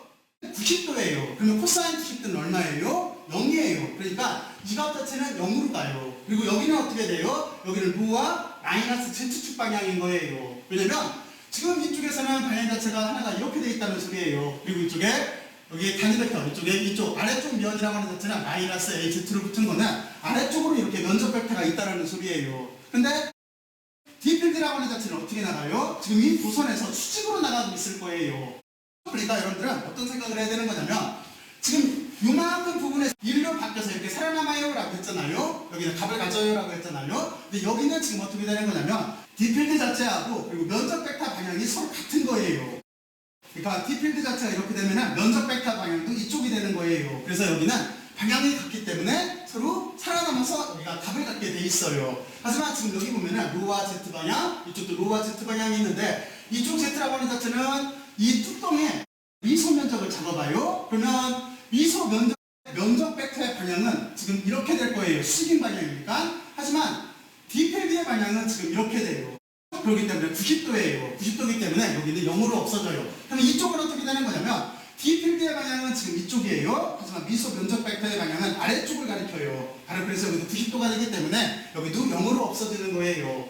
이렇게 생각을 해도 되고 또 하나 해석 방법은 D필드라고 하는 자체는 지금 여기 도선이 있기 때문에 다 여기서 직각 방향으로 나가요. 이 위쪽면을 뚫고 지나가는 전기당은 없는 거예요. 마찬가지로 아래쪽도 뚫고 지나가는 전기당 자체는 없는 거예요. 그렇잖아요? 바로 그래서 양쪽 두 텀은 0이 돼요.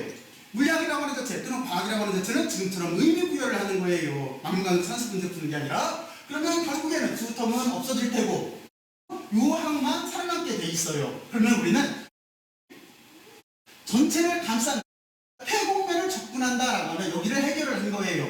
그러면 이부터는 쉽죠? 더군다나 지금 보면은 스칼라량으로 바뀌어 있어요. 그러면 요 값을 이제 계산을 할 건데 어떻게 될 거냐면 여기가 지금 보게 되면은 실제는 이 S하고 이 적분이라고 하는 자체가 여기가 면적적분인 거예요. 면적적분이면은 면적 자체는 x축, y축, 직각좌표계란 말하면 두 개가 있어야 되겠죠. 그러니까 여기도 두 가지 값으로 가지고 있을 거예요. 그러니까 틀림없이 적분은 두 번으로 적분하게 돼 있는 걸 거예요. 그런데 한 가지 고려할 게 뭐냐면 원통이기 때문에 우리는 원통좌표계를 써줘야 돼요. 만약에 우리가 직각좌표계를 쓴다고 한다면 dx, dy 그런 면적이 나오는 거잖아요. 그러니까 dx, dy 이렇게 계산을 해주면 돼요. 하지만 지금은 원통이기 때문에 어떻게 생각을 해줘야 되는 거냐면 지금 원통의 미소 면적을 여기다 이렇게 잡았어요. 잡았을 때 틀림없이 지금 제수축 방향으로 있는 이쪽 세로축은 그냥 DZ로 쓰면 될 거예요. DZ라고 하는 자체는 Z축 방향의 미소 길이라는 뜻이에요. 그리고 요 위는 실제는 이게 원통이기 때문에 이것처럼 이렇게 직선이 아니라 이렇게 구부러져 있을 거예요. 휘어져 있을 거예요. 얘를 가지고 원통을 만들게 되면은 길이라고 하는 자체는 Z축 방향이 되지만 여기는 곡선인 거잖아요. 곡선일 때는 어떻게 써야 돼요? 그러면 여기는 이렇게 쓰면 되겠죠? 여러분들이 현우라고 하는 길이는 원이 이렇게 있고 여기 좌표를 잡아요. 그리고 반지름을 R이라고 하고 그리고 이 원의 현우라고 하는 자체가 있을 때는 이쪽 세타라는 각도가 있으면 이쪽 현우의 길이라고 하는 자체는 R에다가 세타를 곱해주면 되는 거잖아요. 이쪽도 똑같아요. 지금 보면은 로가 왜 나왔냐면 팔의 길이에요. 길이에다가 얘가 이렇게 돌아갈 거예요. 근데 돌아가는 각도를 지금 파이라고 쓴 거예요. 그러니까 파이라고 곱해주면 되는 거예요. 그런데 얘가 전체를 크게 돌아가는 게 아니라 아주 작은 각도, 미소니까 작게 조그맣게 움직이는 거예요. 각도가 작게 움직일 때 팔의 길이는 바뀌나요? 안 바뀌잖아요. 그러니까 요는 그대로 써주면 되고 각도는 작은 각도다라고 해서 써주게 되면은 여기 그림 자체가 공률, 현우인 여기 길이가 나와요. 그럼 면적은 어떻게 되겠어요? 두 개를 곱해주면 되겠지? 그러니까 로디 파이에다가 Z축을 이렇게 곱하게 되면은 이게 면적이 될 거예요. 자, 그리고 적분 구간이 중요한데 적분은 어떻게 잡아주면 되는 거냐면 변수 자체가 파이하고 Z밖에 없기 때문에 로는 앞으로 빠져서 상수 취급을 하면 되는 걸 거고 그리고 지금 보면은 Z축은 어디에 관계되는 거냐면 길이 방향이니까 0부터 L까지니까 여기는 L이 나올 테고 그리고 파이는 0부터 2파이니까 값 자체가 2파이가 나올 거예요. 그래서 우리가 그 값 자체를 다 쓰게 되면은 이렇게 돼요. D 필드는 앞에 있었었고 그리고 로라고 하는 자체는 지금 방향 성분을 써준 거예요. 로 방향이다 라고 하는 거고 여기 2파이 그리고 조금 아까 계산했던 것처럼 로 앞으로 나갔던 로 그리고 또 하나 길이축 L이 이렇게 나와서 써주면 되는 거예요. 그러니까 실제는 여기를 보면 알겠지만 원래 이만큼은 뭘 뜻하는 거예요? 원통의 표면적을 뜻하는 거예요. 원통의 표면적. 그래서 여기가 원통의 표면적 값으로 이렇게 나와 있는 거예요. 단지 윗면하고 아랫면이 없는 원통의 표면적인 거예요. 그러면 여러분들은 이 값 자체는 이렇게 생각하면 쉬워요. 이걸 가지고 한번 만들어 보면 되는데 먼저 이 면적 자체는 이렇게 하면 되겠죠. 원통좌표계라고 한다면 이렇게 원통을 만들면 될 거예요. 그리고 종이의 면적이라고 하는 자체는 이렇게 될 수밖에 없겠죠. 여기 2파이 R이 있고 여기 원둘레 2파이 R이니까 2파이 R에다가 길이를 곱해주면 되는 거잖아요. 그러면 전체 면적이 되는 거잖아요. 바로 그것처럼 생각을 해주면 쉬워요. 근데 실제는 이렇게 한 번 정도 꼭 계산을 해봐야 돼요. 자, 그래서 그리고 이쪽 같은 경우에 밀도가 바뀌면 뒷자리 걸 다 적분을 해줘야 돼요. 그래서 여러분들은 하는 방법을 알고 있어야 돼요. 그래서 우리가 구하라고 하는 것 자체는 뭐였어요? 전속 밀도를 구하라고 했기 때문에 우리가 전속 밀도라고 하는 자체는 지금 식자체에서 보면 먼저 구했던 여기를 1번씩 여기를 2번씩이라고 한다면 2번씩과 1번씩이 서로 그렇죠? 같은 관계였기 때문에 그렇기 때문에 두 개를 같다라고 놓고 디필드 입장으로 이렇게 정리를 해주게 되면은 전속 밀도 입장으로 정리를 해주게 되면은 여기에서 길이라고 하는 L 자체가 이렇게 없어지고 나머지 값들로 이렇게 표현이 되는 거죠. 그래서 우리는 피로도 구할 수가 있고 그리고 전속 밀도를 구하라고 했기 때문에 전속 밀도는 벡터예요. 벡터량이기 때문에 거기에다가 단위 벡터를 로 방향에 단위 벡터를 붙여주면 되는 거예요. 그리고 여기서 또 한 가지 여기에서 우리가 만약에 이거를 전개라고 하는 전기당 입장으로 계산하시오라고 한다면 여기에다가 둘 사이의 관계에서 유전율로만 나눠주면 되는 거예요. 바로 이런 식으로 해서 우리는 여기는 전속 밀도의 크기, 여기는 전속 밀도, 그리고 여기는 전개 또는 전기장이라고 하는 자체를 이렇게 계산해낼 수가 있어요. 자, 그래서 의미를 살펴보게 되면 이건 뭐죠? 여기 계산한 값에 의하면 선전한 밀도가 분포하는 길이에 의존하지가 않죠? 왜냐면 L 자체는 없어졌잖아요. 여기에서 두 개가 약분돼서 없어졌으니까요. 여기 로의 L이라고 하는 자체는 선전화 밀도예요. 길이로 헷갈리면 안 돼요. 대문자 L하고 여기에 붙은 L하고는 달라요. 얘는 저 선전화 밀도가 분포하는 데까지 길인 거고, 여기 로의 L이라고 하는 자체는 여기는 선전화 밀도인 거예요. 여기는 길인 거고. 자, 그래서 길이에 의존하지 않아요. 그리고 또 하나 특징 자체가 우리가 관찰하려고 하는 장이라고 하는 자체는 관찰하려고 하는 점까지 그게 로잖아요. 로 분의 1에 비례하게 돼 있어요. 그래서 거리의 제곱이 아니라 거리의 반비례를 해서 장 자체가 약해지게 돼 있는 거예요. 자, 그러면 여러분들은 여기까지 이렇게 한번 생각들을 해봐요. 여기 의미 자체가 이런 거죠. 만약에 여러분들이 점전화를 계산했을 때는 아까 전기당 자체가 어떻게 나왔어요? 점전화를 가지고 전기당을 계산했을 때는 또는 전송 밀도를 계산을 했을 때는 거리의 제곱의 반비례를 했었잖아요. 그러니까 거리의 제곱의 반비례를 했는데, 그런데 그런 점이 여러 개로 모여있는 선이라고 하는 자체는 어떻게 되는 거냐면 거리의 반비례를 하게 돼 있어요. 제곱이 아니라. 그러니까 여러분들 이렇게 생각을 하면 돼요. 만약에 먼 거리에서 봤을 때는 회결전구라고 하는 자체는 먼 거리에서 보면은 점전화처럼 보일 거잖아요. 이거는 세기 자체가 거리의 제곱의 반비례해서 약해져요. 하지만 지금 이것처럼 그 점전화를 백열전구를 쭉 점점 해서 선처럼 만들어 놓게 되면은, 그러면은 밝기가 거리의 반비례를 해서 약해진다는 뜻인 거예요. 바로 그 뜻인 거예요. 자, 그러면 여러분들이 그러니까 형광등 같이 만들어 놓으면, 길게 형광등처럼 만들어 놓으면 이게 거리의 제곱이 아니라 밝기 자체가 거리의 비례를 해서 약해진다는 뜻인 거예요. 여기까지 잘 이해를 했을 거예요. 자, 그러면 여기까지 스스로 한번 정리들을 해봐요. 그리고 핵심 포인트가 뭔가 하는 생각들을 해봐요. 어떤 거에도 주의해야 되나 하는 생각들을 해봐요. 자, 그러면 여러분들이 잘 이해를 했을 거라고 생각을 하고, 그리고 복잡하다고 느끼지 마요. 여러분들 정도면 틀림없이 금방 할 수가 있어요. 천천히 하다 보면은. 자, 그러면 여기까지 여러분들이 잘 이해를 했을 거라고 생각을 하고, 이제 다음 장으로 넘어갈게요. 스스로 정리들을 해봐요. 자, 그러면 이번 영상에서는 여러분들과 어떤 걸 계산을 해볼 거냐면, 여러분들과 면전화 밀도가 무한하게 넓은 평면에서 이때 전송 밀도에 대해서 한번 계산을 해볼 거예요. 자, 그러면 구조 자체는 다음과 같이 이렇게 돼 있어요. 여러분들은 여기 있는 그림과 주어져 있는 문제를 보면서 도대체 뭘 계산을 하고 뭘 구하라고 하는구나 하는 거를 여러분들 스스로 한번 이해를 한번 해보세요. 정말로 중요한 건 여기 있는 그림을 이해를 하는 거예요. 자, 그러면 여러분들이 한번 이해를 해봐요. 이해를 했어요? 자, 그러면 구조 자체는 이렇게 돼 있는 거예요. 균일한 면전화 밀도가 로 S만큼 이렇게 갖는 무한히 넓은 판전화의 전송 밀도를 구해보라 라고 돼 있어요. 자, 그러면 지금 이게 어떤 뜻인 거냐면, 무한히 넓은 판이 어떻게 되어 있는 거냐면, 이쪽을 X, Y, Z축으로 잡았을 때 지금 판 자체가 이렇게 배열이 되어 있는 거예요. 그런데 무한히 넓다라고 했기 때문에 이런 종이면처럼 한계가 되어 있는 면이 아니라 X축과 Y축 방향으로 이 종이면이 무한대로 넓다라고 생각을 하면 되는 거예요. 여기에 면전화 밀도가 분포를 하고 있는 상황인 거예요. 그랬을 때 우리는 Z축 방향에서 전기당 자체를 계산을 하면 되는 거예요. 자, 그러면 목적 자체는 이해가 갔죠? 자, 그러면 여러분들은 여기까지 잘 이해를 했을 거라고 생각을 하고, 이제 어떻게 정의를 해서 계산을 할 거냐면은 지금 이것처럼 가우스 법칙을 쓸 거예요. 근데 가우스 법칙 쪽에서 문제 자체 내에서 전송 밀도를 구하라고 했기 때문에 여기에 있는 플럭스가 전기장이 아니라 디필드, 다시 말해서 전송 밀도가 들어가 있는 텀으로 시작을 할 거예요. 그러면 여러분들은 이쪽에 뭐만 없애주면 돼요? 유전율이라고 하는 자체만 삭제를 시키면 전송 밀도에 대한 가우스 법칙으로 쓴 거잖아요. 자, 그러면 이렇게 가우스 법칙을 결정을 했어요. 전송 밀도에 대한 가우스 법칙을 결정을 한 거예요. 자, 그리고 계산하는 순서는 아까하고 똑같은 방법을 택할 거예요. 어떻게 할 거냐면, 먼저 안쪽에 있는 전압, 이쪽을 먼저 계산을 하고, 그리고 이쪽에 전기 손속을 계산을 할 거예요.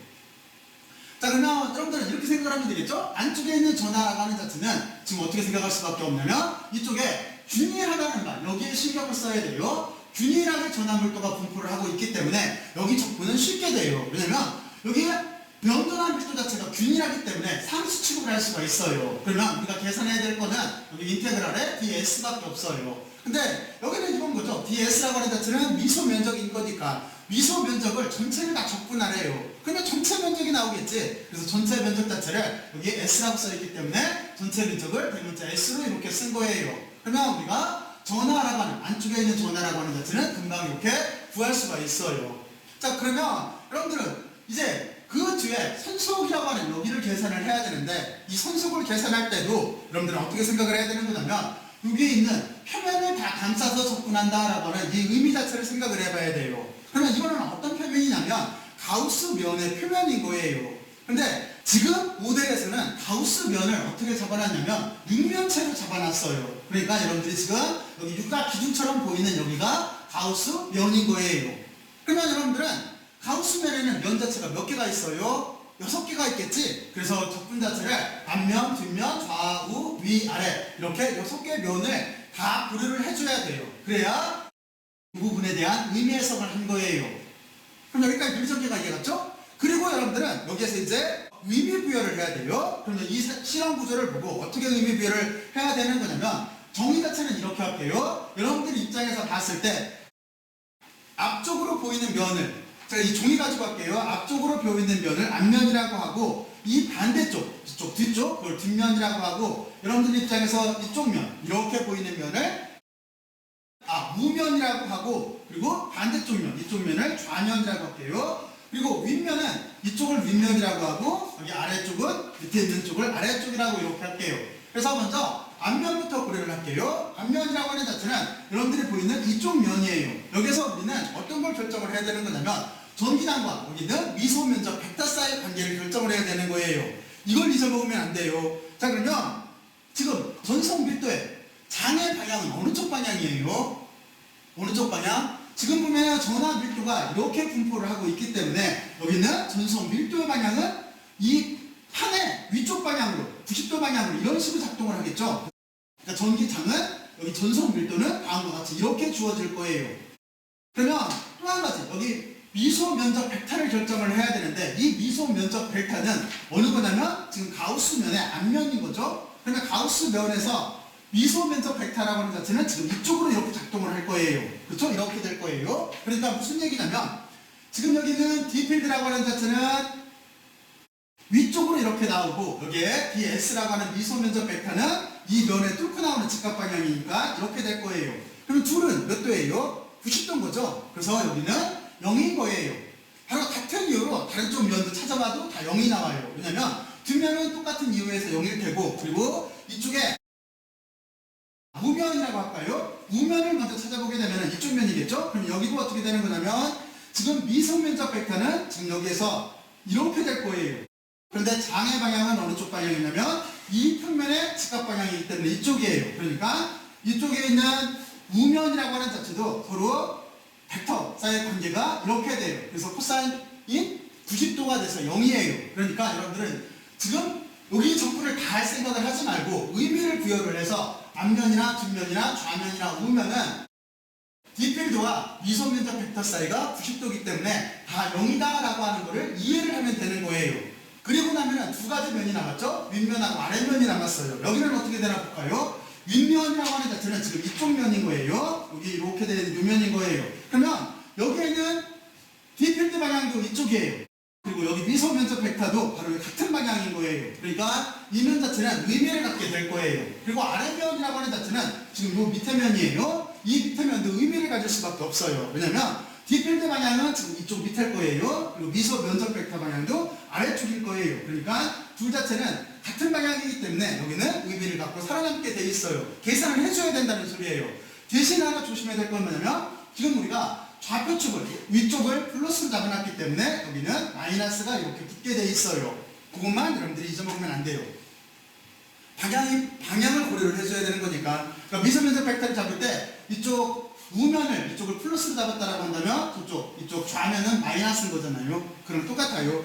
자, 그러면 여러분들은 이제 여기까지 이해를 했고 두 면만 살아남아요. 그래서 이 두 면을 계산을 해줘야 되는데 지금은 여기가 뭐냐면 직각좌표계를 쓰고 있어요. 그렇죠? 그러면 우리가 면적을 계산을 할 때 이만큼의 이제 윗면의 면적을 계산을 해야 되는데 윗면의 면적이라고 하는 자체는 이거는 아주 간단하죠. 윗면의 면적이라고 하는 자체는 지금 보게 되면은 여기는 X축과 Y축의 영향을 받을 거예요. 그러니까 미소니까 X축을 잘게 자르게 될 테고 여기도 Y축을 잘게 자르게 될 거예요. 그래서 이만큼의 면적을 뜻해요. 그리고 방향은 이 미소 면적 여기 조그만 네모 미소 면적의 벡터는 어느 쪽이냐면 위쪽이니까 여기는 Z축 방향이 될 거예요. 그러니까 미소 면적의 방향은 Z축 방향이 되는 거예요.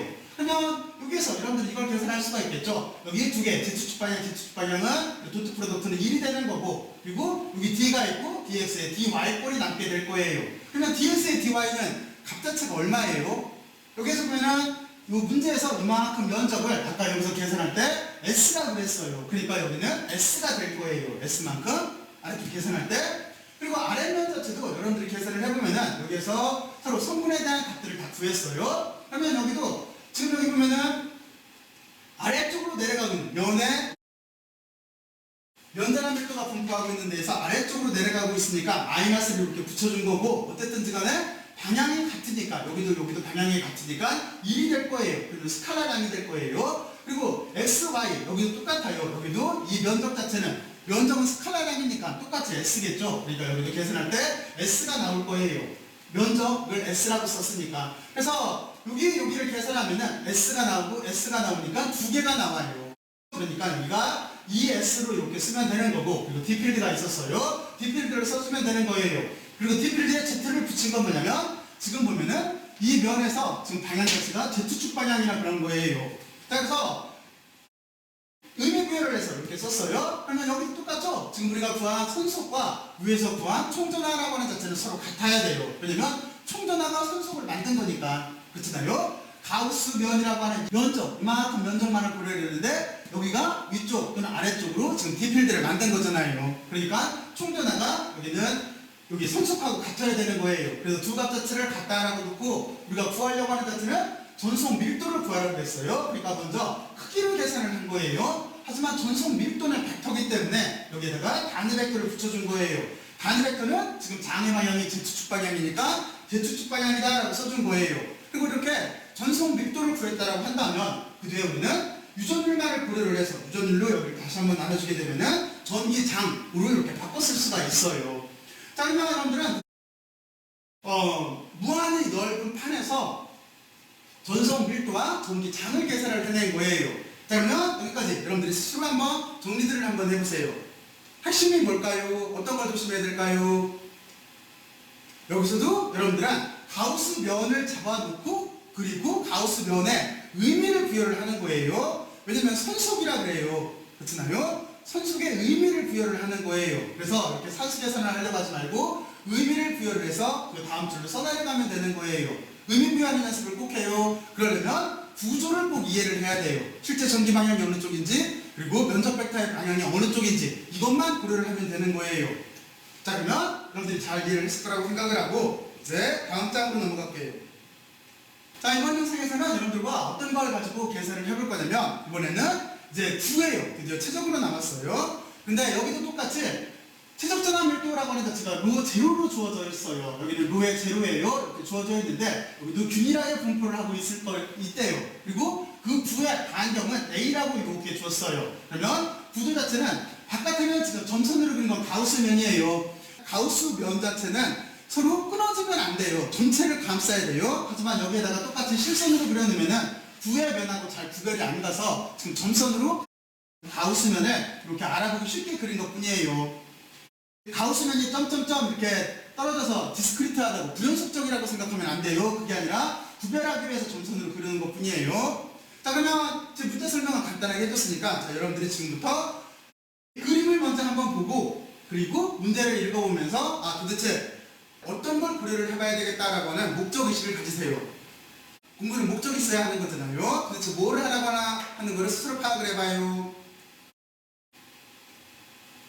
자, 그러면 여러분들이 다 파악을 했을 거예요. 이 문제의 핵심은 뭐냐면 지금 여기에요. 뭐냐면 두 가지를 계산하라고 돼 있어요. 무슨 뜻이냐면 어떤 이렇게 균일하게 전압 밀도를 가지고 있는 구가 있다라고 했을 때 첫 번째는 이 구의 바깥 공간에서 전속 밀도를 구하라고 했고, 그리고 두 번째는 그 구의 내부에서 전속 밀도를 구하라고 한 거예요. 여러분들은 그거를 구별을 먼저 해내야 돼요.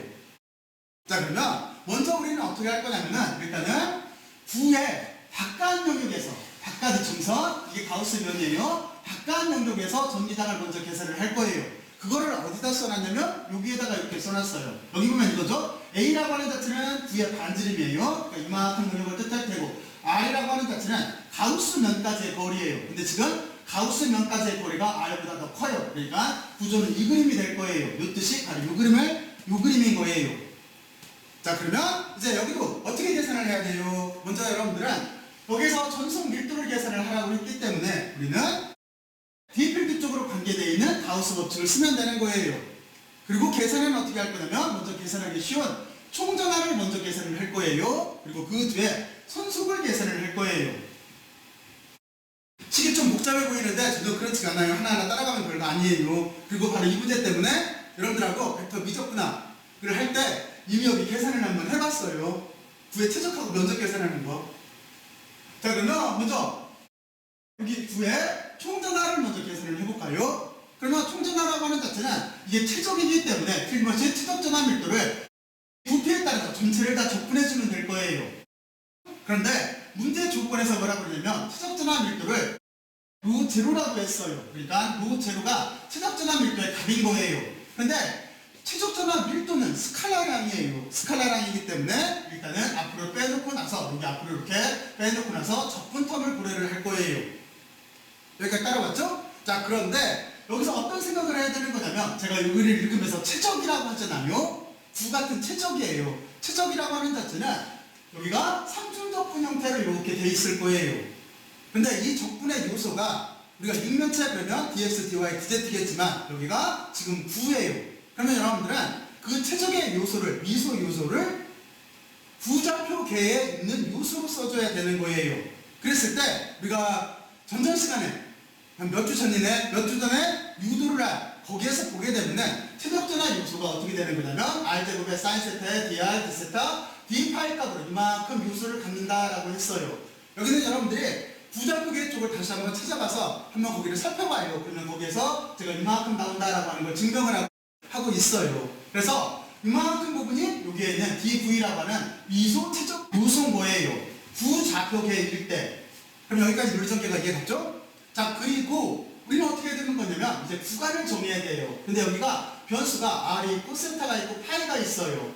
그러면 이 r이라고 하는 자체는 지금 어깨부터 여기까지 팔의 길이에요. 9를 머릿속으로 떠올리면 돼요. 그리고 여기에 세타라고 하는 자체는 이 팔을 위쪽으로 천장 방향으로 들었다가 발끝 방향으로 이렇게 내리는 거예요. 그러면 여기서부터 여기까지 내려갔기 때문에 반원이 될 거예요. 그러면 여기는 0에서 파이까지 움직이는 게 되는 거예요. 그러니까 0에서 파이까지라고 써주면 되는 거예요. 그리고 d파이라고 하는 자체는 뭐냐면 이 반원을 한 바퀴 돌려야 되는 거예요. 그래야 9가 되는 거잖아. 그렇잖아요? 바로 그래서 이쪽은 0부터 2파이까지 이렇게 되는 거예요. 여기까지 이해갔죠? 자, 그러면 여러분들 여기까지 잘 이해를 했을 거예요. 그리고 이 문제를 풀 때 핵심은 뭐냐면 핵심은 여러분들은 이게 물리학인 거예요. 파의 길이를 결정을 할 때 제가 조금 아까는 9를 만들 때 0부터 r까지라고 이렇게 놨어요. 했어요? 이렇게 말을 했어요. 그런데 실제 지금 여기에 의미 자체는 뭐냐면 전하가 있는 데까지예요. 그렇죠? 여기 총전하라고 하는 자체는 가우스면 안쪽에 있는 전하인 거예요. 그러면 여러분들은 어떻게 정의를 해줘야 되는 거냐면 지금 가우스면이라고 하는 자체는 구의 바깥 공간으로 이렇게 잡았을지 몰라도 전하가 있는 데는 어디까지인 거냐면 구의 표면까지일 거예요. 이만큼까지 전하가 분포를 하고 있을 거예요. 그러니까 여기 구간 자체를 이쪽에서 설명하면 여기를 따왔을 때 설명하면은 그러니까 0부터 전하가 있는 데까지, 그러니까 전하가 있는 데까지는 구의 반지름까지 A라고 쓴 여기일 거기 때문에 0부터 A까지라고 써줘야 되는 거예요. 그리고 나머지는 위에서 했던 논리하고 똑같아요. 여기 이해갔죠? 여러분들 여기를 반드시 이해를 하고 있어야 돼요. 다시 한번 설명할게요. 우리는 가우스면을 지금 점선으로 잡았어요. 점선으로 잡았는데 여기 구의 최적을 적분을 할 때 의미 없이 적분하면 안 돼요. 이 최적을 적분하는데 이 최적을 어떤 최적인 거냐면 여기 보면은 총 전하의 최적인 거예요. 그러면 전하가 있는 데까지는 구의 표면까지일 거예요. 그래서 여기를 0부터 A까지를 잡고 적분을 해줘야 돼요. 그러면 나머지는 적분하는 게 똑같아요. 뒤쪽부터 해보면은 여기는 2파이가 나올 테고 이쪽은 적분하면 뭐 나와요? 여기는 2가 1, 2 할 때 2가 나올 테고 여기는 A가 들어가는 거죠. 그러니까 3분의 1에 A의 3승이 나올 테고 그리고 이쪽은 로 제로가 아까 상수값이라고 했던 루값이 있으니까 우리는 그 값을 다 해서 이렇게 계산을 하게 되면은 로 제로에 3분의 4파이 A의 3승꼴로 이렇게 쓸 수가 있어요. 여기가 전하가 분포하는 데까지 거리라는 걸 명심을 해야 돼요. 이렇게 의미를 부여를 해야 돼요. 자, 그래서 첫 번째 총 전하에 대해서 우리는 답자체를 찾아냈어요. 그러면 두 번째는 뭐겠어요? 이 전하가 바깥 공간에서 봤을 때는 손속을 만드는 거예요. 그렇잖아요? 등호를 중심으로 우리는 안쪽에 있는 전하를 지금 계산을 한 거예요. 그리고 바깥에서 우리가 관찰을 했을 때 바깥 공간에는 전기장의 손속이 있는 거예요. 그러니까 여러분들은 전기장의 손속을 계산을 하면 돼요. 그러면 전기장의 손속은 어떻게 쓰면 되는 거냐면 여기가 D필드니까 크기와 방향으로 쓴 거예요. 그리고 첨자 R은 뭐냐면은 지금 방향 자체가 R 방향으로 분포를 해서 그래요. D필드 방향이. 이 표면을 수직으로 뚫고 나올 거잖아요. 그러니까 이게 방향 자체가 여기가 R 방향이기 때문에 R 방향으로 이렇게 써준 거예요. 그리고 뒤에 있는 미소 면적 벡터도 마찬가지예요. 지금 구의 표면에 여기에다가 미소 면적을 잡고 그러면 거기에 직각 방향이기 때문에 DS의 벡터 방향, 미소 면적 벡터 방향도 이렇게 쓸 수가 있어요. 크기와 방향으로 쓸 수가 있어요. 그리고 여기 계산하면은 이건 1이 나온다는 걸 여러분들이 이제 몇 번 했으니까 다 알 테고 여기를 이렇게 결정을 하게 되면은 이쪽은 우리가 스칼라 값으로 바뀌었어요. 그러면 이만큼 뜻하는 게 뭐예요? 면적적 분인 거예요. 그러면 여기는 면적적 분이기 때문에 다시 고려를 해줘야 되겠죠. 우리가 부좌표기를 배울 때 면적적 분이라고 하는 자체는 그러니까 지금 여기에다 한번 그려봐요. 지금 여기가 부니까 이렇게 곡선으로 되어 있는 조그마한 미소 면적을 잡으면 될 거예요. 바로 그 면적은 우리가 어떤 식으로 계산을 했냐면 우리가 R 제곱에 사인 세타에 D 세타 D 파이 값이 있었어요.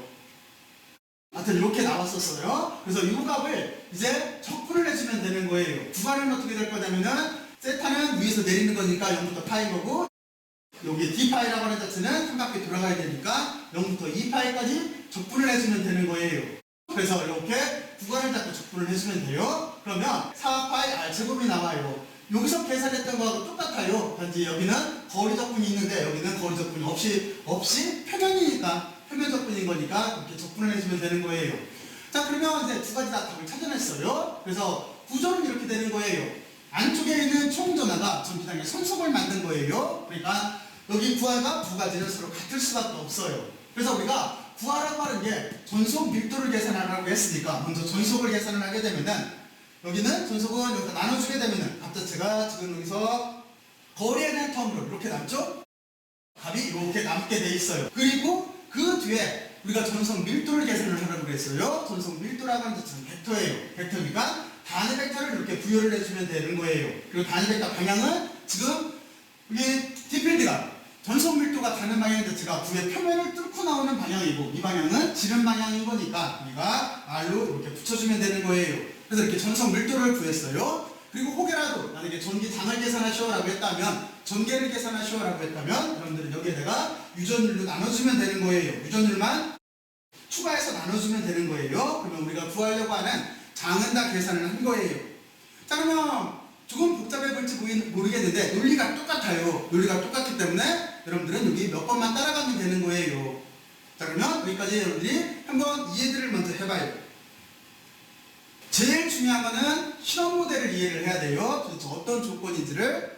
그리고 가우스면을 잡고 가우스면에다가 등호를 이렇게 그리고 안쪽 인이라고 쓰고 바깥에다 아웃이라고 써요. 그리고 안쪽에는 지금 전하가 있는 거예요. 이거예요. 바깥에는 여기를 뚫고 나오는 플럭스가 있는 거예요. 저 두 개가 같다라고 볼 수밖에 없어요. 왜냐하면 안쪽에 있는 전하가 바깥 공간에 선속을 만든 거기 때문에 이게 포인트예요. 여기만 잘 이해를 하고 있으면 나머지는 산수계산밖에 안 돼요. 자, 그러면 여러분들이 잘 이해를 했을 거라고 생각을 하고 마지막 남아있는 또 다른 문제로 가보죠. 왜냐면 지금 하나밖에 계산을 안 했어요. 그런 가우스면을 구의 바깥으로 잡았을 때예요. 그럼 또 하나가 있겠죠. 구의 안쪽으로 잡았을 때. 구의 안쪽으로 이렇게 잡았을 때를 계산을 해보면 돼요. 논리는 똑같아요. 자, 그러면 이제 그걸 계산하기 위해서 그 뒷장으로 갈게요. 자, 그러면 이번 영상에서도 여러분들이 지금 여기 두 번째 R이 A보다 작을 때를 계산을 하는 건데 앞에서 논리하고 똑같아요. 그러면 먼저 조건을 먼저 이해를 해야 되겠죠. 어떤 거냐면 지금 보면은 A가 구의 반지름인데 구의 반지름보다 가우스면까지의 거리가 작다라는 소리예요. 그러니까 A까지 반지름이 9가 이만큼 있다고 한다면 점선으로 그린 가우스면은 이 구의 안쪽에 있을 수밖에 없어요. 그러니까 지금 전기장의 손속을 얼마큼을 고려를 하겠다는 거냐면 여기 점선으로 잡은 안쪽만 이만큼만 고려를 하겠다는 거예요. 이 바깥에 있는 여기는 고려를 않겠다는 소리인 거예요. 이해들 갔죠? 어떤 조건인 건지? 자, 그러면 이제 여러분들은 가우스 법칙을 이렇게 써주고 그리고 총전압과 전기장의 손속을 계산하면 되는 거예요. 자, 그러면 계산들을 눈으로 쭉 따라가면서 얼른 한번 해보세요. 꼴만 이해를 해봐요. 아, 이렇게 되는구나 라고. 그리고 같이 천천히 해보면은 별거 아니에요. 자, 그러면 먼저 안쪽에 있는 전하가 원인이었으니까 안쪽에 있는 전하를 먼저 계산을 하면은 여기가 부기 때문에 최적 전하 밀도를 부피에 따라서 다 적분을 해주면 될 거예요. 그런데 최적 전하 밀도가 균일하다고 그랬어요. 그러니까 여기는 그냥 부피 적분이 될 거예요. 그리고 최적 전하 밀도를 이렇게 앞에 써주고 부피 적분을 이렇게 해줘요. 근데 여러분들한테 앞장에서 설명했듯이 제일 중요한 건 뭐냐면 전하가 있는 데까지 거리예요. 왜냐면 이 의미 자체가 안쪽에 있는 전하이기 때문에 가우스면 안쪽에 있는 전하만을 고려를 해주는 거기 때문에 전하는 가우스면 안쪽에밖에 존재를 못하게 되는 거예요. 그러니까 우리가 거리 쪽을 고려를 해서 적분을 할 때 바로 뉴턴을 여기가 거리텀이잖아요. 적분을 할 때 여기가 0부터 R까지가 되는 거예요. 왜냐면 지금 전하가 있는 데는 이만큼으로 잡았고 거기까지 거리는 R인 거예요. 가우스면까지 거리가 되는 거예요. 그래서 이쪽은 0부터 R까지예요. 근데 만약에 여러분들이 비교를 해보면 이해하기가 쉬워요. 만약에 이렇게 여기가 전하 분포가 구 안에 이렇게 존재를 하는데 가우스면을 밖으로 잡게 되면은 우리가 여기를 적분을 할 때 어떻게 될 수밖에 없냐면 가우스면을 이렇게 밖에 잡았더라도 실제 전하 분포는 이만큼 안에 갇혀 있는 거예요. 구의 반지름 안에 있을 수밖에 없어요. 그러니까 이때는 0부터 A까지가 되는 거예요. 그리고 지금과 같이 안쪽으로 잡게 되면은 전하 분포를 이만큼 여기 점선으로 그린 구 안쪽만을 이만큼만 고려를 할 거기 때문에 0부터 R까지가 되는 거예요. 이것만 주의를 해주면 돼요. 그러니까 의미 부여를 해봐요. 그러면 뭐 금방 구별할 수가 있어요. 이 총전하가 있는 데까지. 그래서 여러분들은 바로 그렇게 접근을 하게 되면은 아무튼 논리가 똑같아요. 논리가 똑같고 저 거리의 통만 전하가 있는 데까지니까 여기 R까지 이 안쪽 부만을 고려를 해준다라는 텀으로 이렇게 나오게 돼 있어요. 여기까지 논리적인 이해 갔죠? 그리고 그 뒤에 우리는 이제 이 전하가 만들어낸 플럭스를 계산을 해줘야 돼요. 손속을 계산을 하려면 여기도 지금 앞에서 했으니까 여기는 벡터를 단위 벡터를 고려를 해서 스칼라 값으로 바꿨어요. 스칼라 값으로 바꾸고 여기가 전체 면을 감싸는 면적분인 거니까 표면인 거잖아요. 전체 면을 감싸는 표면적분인 거니까 여기도 이렇게 부좌표기를 고려해서 적분텀을 써준 거예요. 그리고 이거를 계산을 하게 되면은 여기는 4파이 R 제곱이 나올 수밖에 없어요. 앞에서 계산했던 이쪽 계산했던 거하고 똑같은 값이 나올 수밖에 없어요. 그렇죠? 자, 그러면 이제 의미 자체는 이렇게 되겠죠? 안쪽에 있는 전하가 여기 선속을 만든 거니까 전기 선속을 만든 거니까 두 값이 같아야 돼요. 그래서 우리가 선속이라는 개념으로 먼저 쓰게 되면은 여기 뭐 지워질 거 지워지고 이렇게 해서 쓰게 되면은 간단하게 이렇게 표현이 돼요. 하지만 구하라고 하는 자체는 전기 선속 1도였기 때문에 그러니까 여기다가 벡터 처리를 해줘야 돼요. 그래서 벡터 지름 방향에 그게 R 방향인 거죠. 단위 벡터를 붙여를 주면은 여기가 벡터네요. 여기 벡터 표시가 빠졌네요. 여기 벡터를 이렇게 표시를 해주면 되는 거예요. 그리고 그걸 가지고 전기장을 이렇게 계산할 때도 여기도 전기장의 벡터를 표시를 해줘야 돼요. 또는 전기장 자체를 두껍게 써주면 돼요. 지금 이쪽에 벡터 표시가 있으니까 듣고 이렇게 해서 우리가 전속 밀도하고 전기장 자체를 계산을 할 수가 있어요. 자, 그러면 여러분들 여기에서 핵심이 뭘까요? 이 생각만 하고 있으면 돼요. 두 문제를 비교를 하면서 여러분들의 핵심은 의미부여였었어요. 뭐냐면 가우스면을 잡고 실제 적분을 할 때는 어떻게 하는 거냐면 전하가 분포하는 데까지만 고려해 준다는 게 여기에 핵심이었었어요. 그렇죠? 그래서 지금과 같이 잡았을 때는 0부터 A까지 적분을 해줘야 되고 안쪽으로 잡았을 때는 0부터 R까지 적분을 해줘서 가우스면 안쪽만을 고려를 해준다라고 하는 거예요. 왜냐면 이 등호가 가우스면의 경계면에 있는 거예요. 여기가 등호예요. 그렇죠? 바로 그래서 우리는 안쪽까지 적분을 해줘야 되는 거예요. 그 점만 고려를 하고 있으면 나머지는 산수밖에 안 돼요. 여러분들이 금방 할 수 있어요. 그리고 논리 자체가 똑같아요. 자, 그러면 여기까지 여러분들이 스스로 한번 생각들을 해보세요. 그러면 다음 작업 넘어갈게요. 스스로 생각들을 해봐요. 자, 그러면 이번 현상에서는 여러분들과 전위에 대해서 생각을 해볼 거예요. 설명을 어떻게 할 거냐면 먼저 전기장 속에서 1에 대해서 한번 생각을 해볼 거예요. 여기 1, 그리고 또 하나 전기 위치 에너지에 대해서 생각을 해볼 거예요. 그리고 이 개념을 이용을 해서 전위차라고 하는 걸 유도를 하고, 그리고 이제 실제 전위에 정의에 대해서 이렇게 알아볼 거예요. 자, 그러면 설명 방법은 이렇게 할 건데, 여러분들은 먼저 여기 있는 실험 구조에 대해서 먼저 생각을 해봐야 돼요. 머릿속으로 상상들을 해봐요. 먼저 왼쪽에서 오른쪽으로 지나가는 전기장을 머릿속으로 상상을 해요. 그림으로 이렇게 그렸어요. 그리고 그림을 이렇게 그렸을 때 실제 전위는 지금 왼쪽이 높은 거예요. 이쪽이 높고 이쪽이 전위가 낮은 거예요. 자, 그리고 거기에 시험 입자가 움직이고 있어요. 저는 이동 경로를 지금 이렇게 그렸어요. 이쪽이 이동 경로, 초기치에서 나중 경로로 시험 입자가 이동을 하고 있는 중인 거예요. 그럼 여기까지 이해갔죠? 전기장 속에서 시험 입자가 임의 경로를 통해서 이동하고 있는 경우인 거예요. 그랬을 때 시험 전화를 대문자 Q0로 쓸 거예요. 그리고 전체 이동 경로를 L이라고 쓸 거예요. 미소 길이를 DL이라고 쓸 거예요. 미소 길이 벡터를 DL에 화살표를 이렇게 그려서 DL 벡터를 이렇게 쓸 거예요.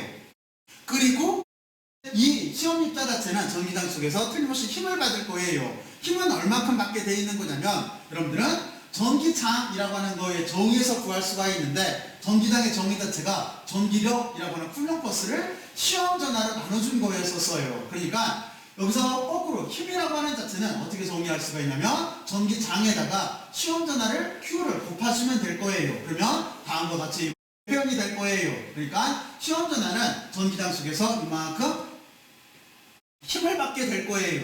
자, 그러면 전체 실험 모델은 이제 이해가 갔을 거예요. 이 그림 자체가.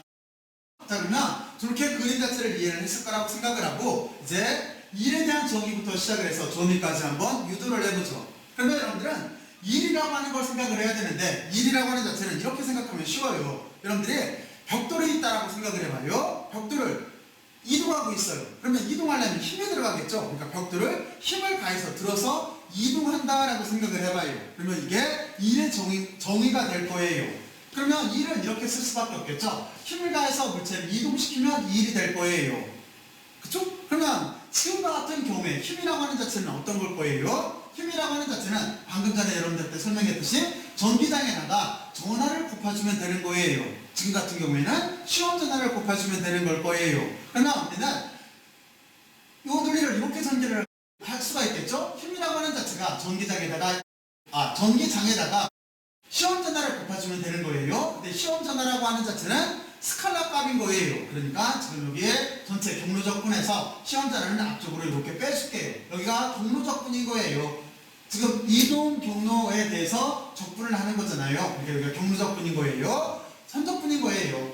자, 그러면 먼저 여러분들은 전기장 속에서 움직이는 시험 전하에 대한 1에 대한 표현식을 이렇게 찾았어요. 그러면 이걸 이용을 해서 이제 뭘 계산할 거냐면은 에너지를 계산을 할 거예요. 자, 에너지라고 하는 자체는 여러분들이 어떻게 생각하면 되는 거냐면, 1과 에너지 사이의 관계는 다음과 같이 이렇게 되는 거예요. 1이라고 하는 자체는 위치 에너지의 변화량인 거예요. 여기가 변화량인 거예요. 변화량이라고 하는 자체는 초기치에서 나중치를 빼주면 된다는 소리예요. 그리고 또 한 가지, 여기에 마이너스가 이렇게 붙어 있어요. 여기 마이너스가 붙어 있는 이유는 여러분들이 이렇게 생각을 하면 돼요.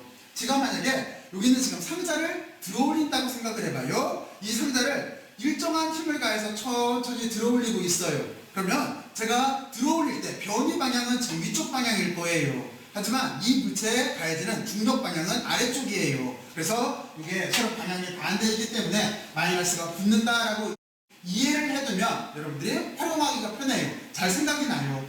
자, 그러면 여러분들은 이제 전기 위치 에너지와 1 사이의 관계를 찾아냈어요. 그러면 1은 위에서 정의를 했기 때문에 이 1 자체를 여기다 이렇게 대입을 하게 되면 다음과 같이 전기 위치 에너지에 대해서 쓸 수가 있어요. 여기까지 논리 전개할 수 있죠? 자, 그리고 그 뒤에 전위차라고 하는 걸 구할 거예요. 전위차라고 하는 자체는 이건 정의예요. 전기 위치 에너지를 시험 전하로 나눠주면 되는 거예요. 그러면 전기 위치 에너지는 어디에 있어요? 여기에서 구했지? 그러니까 여러분들은 방금 구한 전기 위치 에너지라고 하는 자체를 이렇게 넣어서 시험 전하로 나눠주면 되는 거예요. 그러면 시험 전하가 주어져서 없어지겠네. 그래서 이렇게 시험 전하가 제외돼 전기장만의 형태로 쓸 수가 있어요. 이게 차의 정의가 되는 거예요. 여기도 차예요. 나중치에도 초기치가 있잖아요. 나중치에도 나중체에서 추기치를 빼주면 되는 거예요. 이렇게 전기 위치 에너지의 차, 다시 말해서 전위차에 대한 표현식을 이렇게 썼어요. 자, 그리고 실제 전이라고 하는 자체는 이제 이 설명을 할 건데, 실제 전이라고 하는 자체는 어떻게 정의가 되어 있는 거냐면, 무한대에서 내가 관찰하려고 하는 R이라고 하는 지점으로 전하를 끌고 오는 거예요. 바로 이게 정인 거예요. 그래서 전후의 정인 거예요. 그래서 여기를 어떻게 쓸 수밖에 없냐면, 무한대에서부터 내가 관찰하려고 하는 점까지 R까지 전하를 이동시켜 오는 거예요. 그래서 여기가 무한대에서 R까지로 이렇게 표현이 돼 있어요. 이 표기법에 대해서 여러분들은 좀 이해를 하고 있어야 되는 거예요. 자, 이렇게 전위까지 결정을 했어요. 그리고 나서 이제부터 뭐를 할 거냐면은 다음 PPT부터 다음 영상부터 어떤 걸 설명을 할 거냐면 이 전위에 대해서 먼저 계산하는 방법에 대해서 설명을 할 거예요. 그리고 실제는 이 전위 자체가 지금은 적분 형태로 전기당을 적분하는 형태로 써져 있는데, 전기당 입장으로 쓰게 되면 어떻게 되겠어요? 전기당 입장으로 쓰게 되면은 전위를 미분하면 되는 거잖아요. 그러니까 실제 전기당이라고 하는 자체는 전위의 기울기가 되는 거예요. 이걸 뭐를 이용해서 증명을 할 수가 있냐면, 전에 스토크 법칙 배웠던 거 생각나요? 바로 그거를 이용을 해서 전기당과 전위 사이의 관계를 유도해낼 수가 있어요. 그러면 전기당은 전위의 기울기다라고 하는 개념 자체가 나와요. 바로 이렇게 논리전개를 시키고 그 뒤에는 전위를 계산하고 이제 전기당 사이의 관계를 계산을 해서 여러분들은 실제 문제에 적용을 시키기 시작을 할 거예요. 그리고 그 뒤에는 전위까지 계산한 다음에 뒤에 우리는 전기 용량을 계산을 해서 다시 적용을 시키기 시작을 할 거예요. 그러면 논리는 이렇게 되겠죠. 여러분들은 힘을 계산을 하고 F라고 하는 힘을 계산을 하고 그 뒤에 전기당을 계산을 하고 전기당 값을 여기다 넣어서 전위를 계산을 하고 이 전위를 이용을 해서 C라고 하는 전기 용량을 계산하는 식으로 앞으로 설명을 할 거예요. 이게 전체 논리예요. 자, 그러면 여기까지 다음 시간에 할 것까지 얘기를 했으니까 이제 여러분들은 지금은 전위라고 하는 자체가 뭔가라고 하는 거에 대해서 잠깐만 정리들을 하고 이제 마무리를 하죠. 자, 그러면 여기 실험 모델을 이해를 하고 제일 중요한 거 전위가 이렇게 논리상 정의가 됐는데, 실제 전위라고 하는 자체는 어떻게 정의가 되어 있는 거냐면 무한대에서부터 내 쪽으로 끌고 오는 거예요. 내가 관찰할 때까지 관찰하려고 하는 점까지 끌고 오는 거예요. 그래서 여기가 무한대에서부터 관찰하려고 하는 점 R까지 이렇게 적분을 해주면 되는 거예요. 이게 전위의 정인 거예요. 뭐를 적분을 해줘요? 전기당을 적분을 해주는 거예요. 뭐에 따라서 적분을 해줘요? 위치함수기 때문에 거리에 따라서 적분을 해주면 되는 거예요. 그러니까 이 부분 자체가 경로 적분이 되는 거예요. 이동 경로 적분이 되는 거예요. 그 점만 여러분들이 이해를 하고 있으면 되는 거예요. 자, 그러면 오늘 배운 내용을 한마디로 정리를 하게 되면은 바로 이거예요. 과학이라고 하는 자체는, 특히 물리학이라고 하는 자체는 현상을 이해를 하고 그리고 의미를 부여를 해서 해석을 해나가는 거예요. 여러분들은 바로 이 점에 대해서 심도 있게 생각을 해봐야 돼요. 산수 문제 풀기를 하면 안 돼요. 꼭 실제 현상을 머릿속으로 사고 실험을 통해서 시각화를 시키고 그거에 대해서 의미 부여를 해나가는 거예요. 그 점을 명심해야 돼요.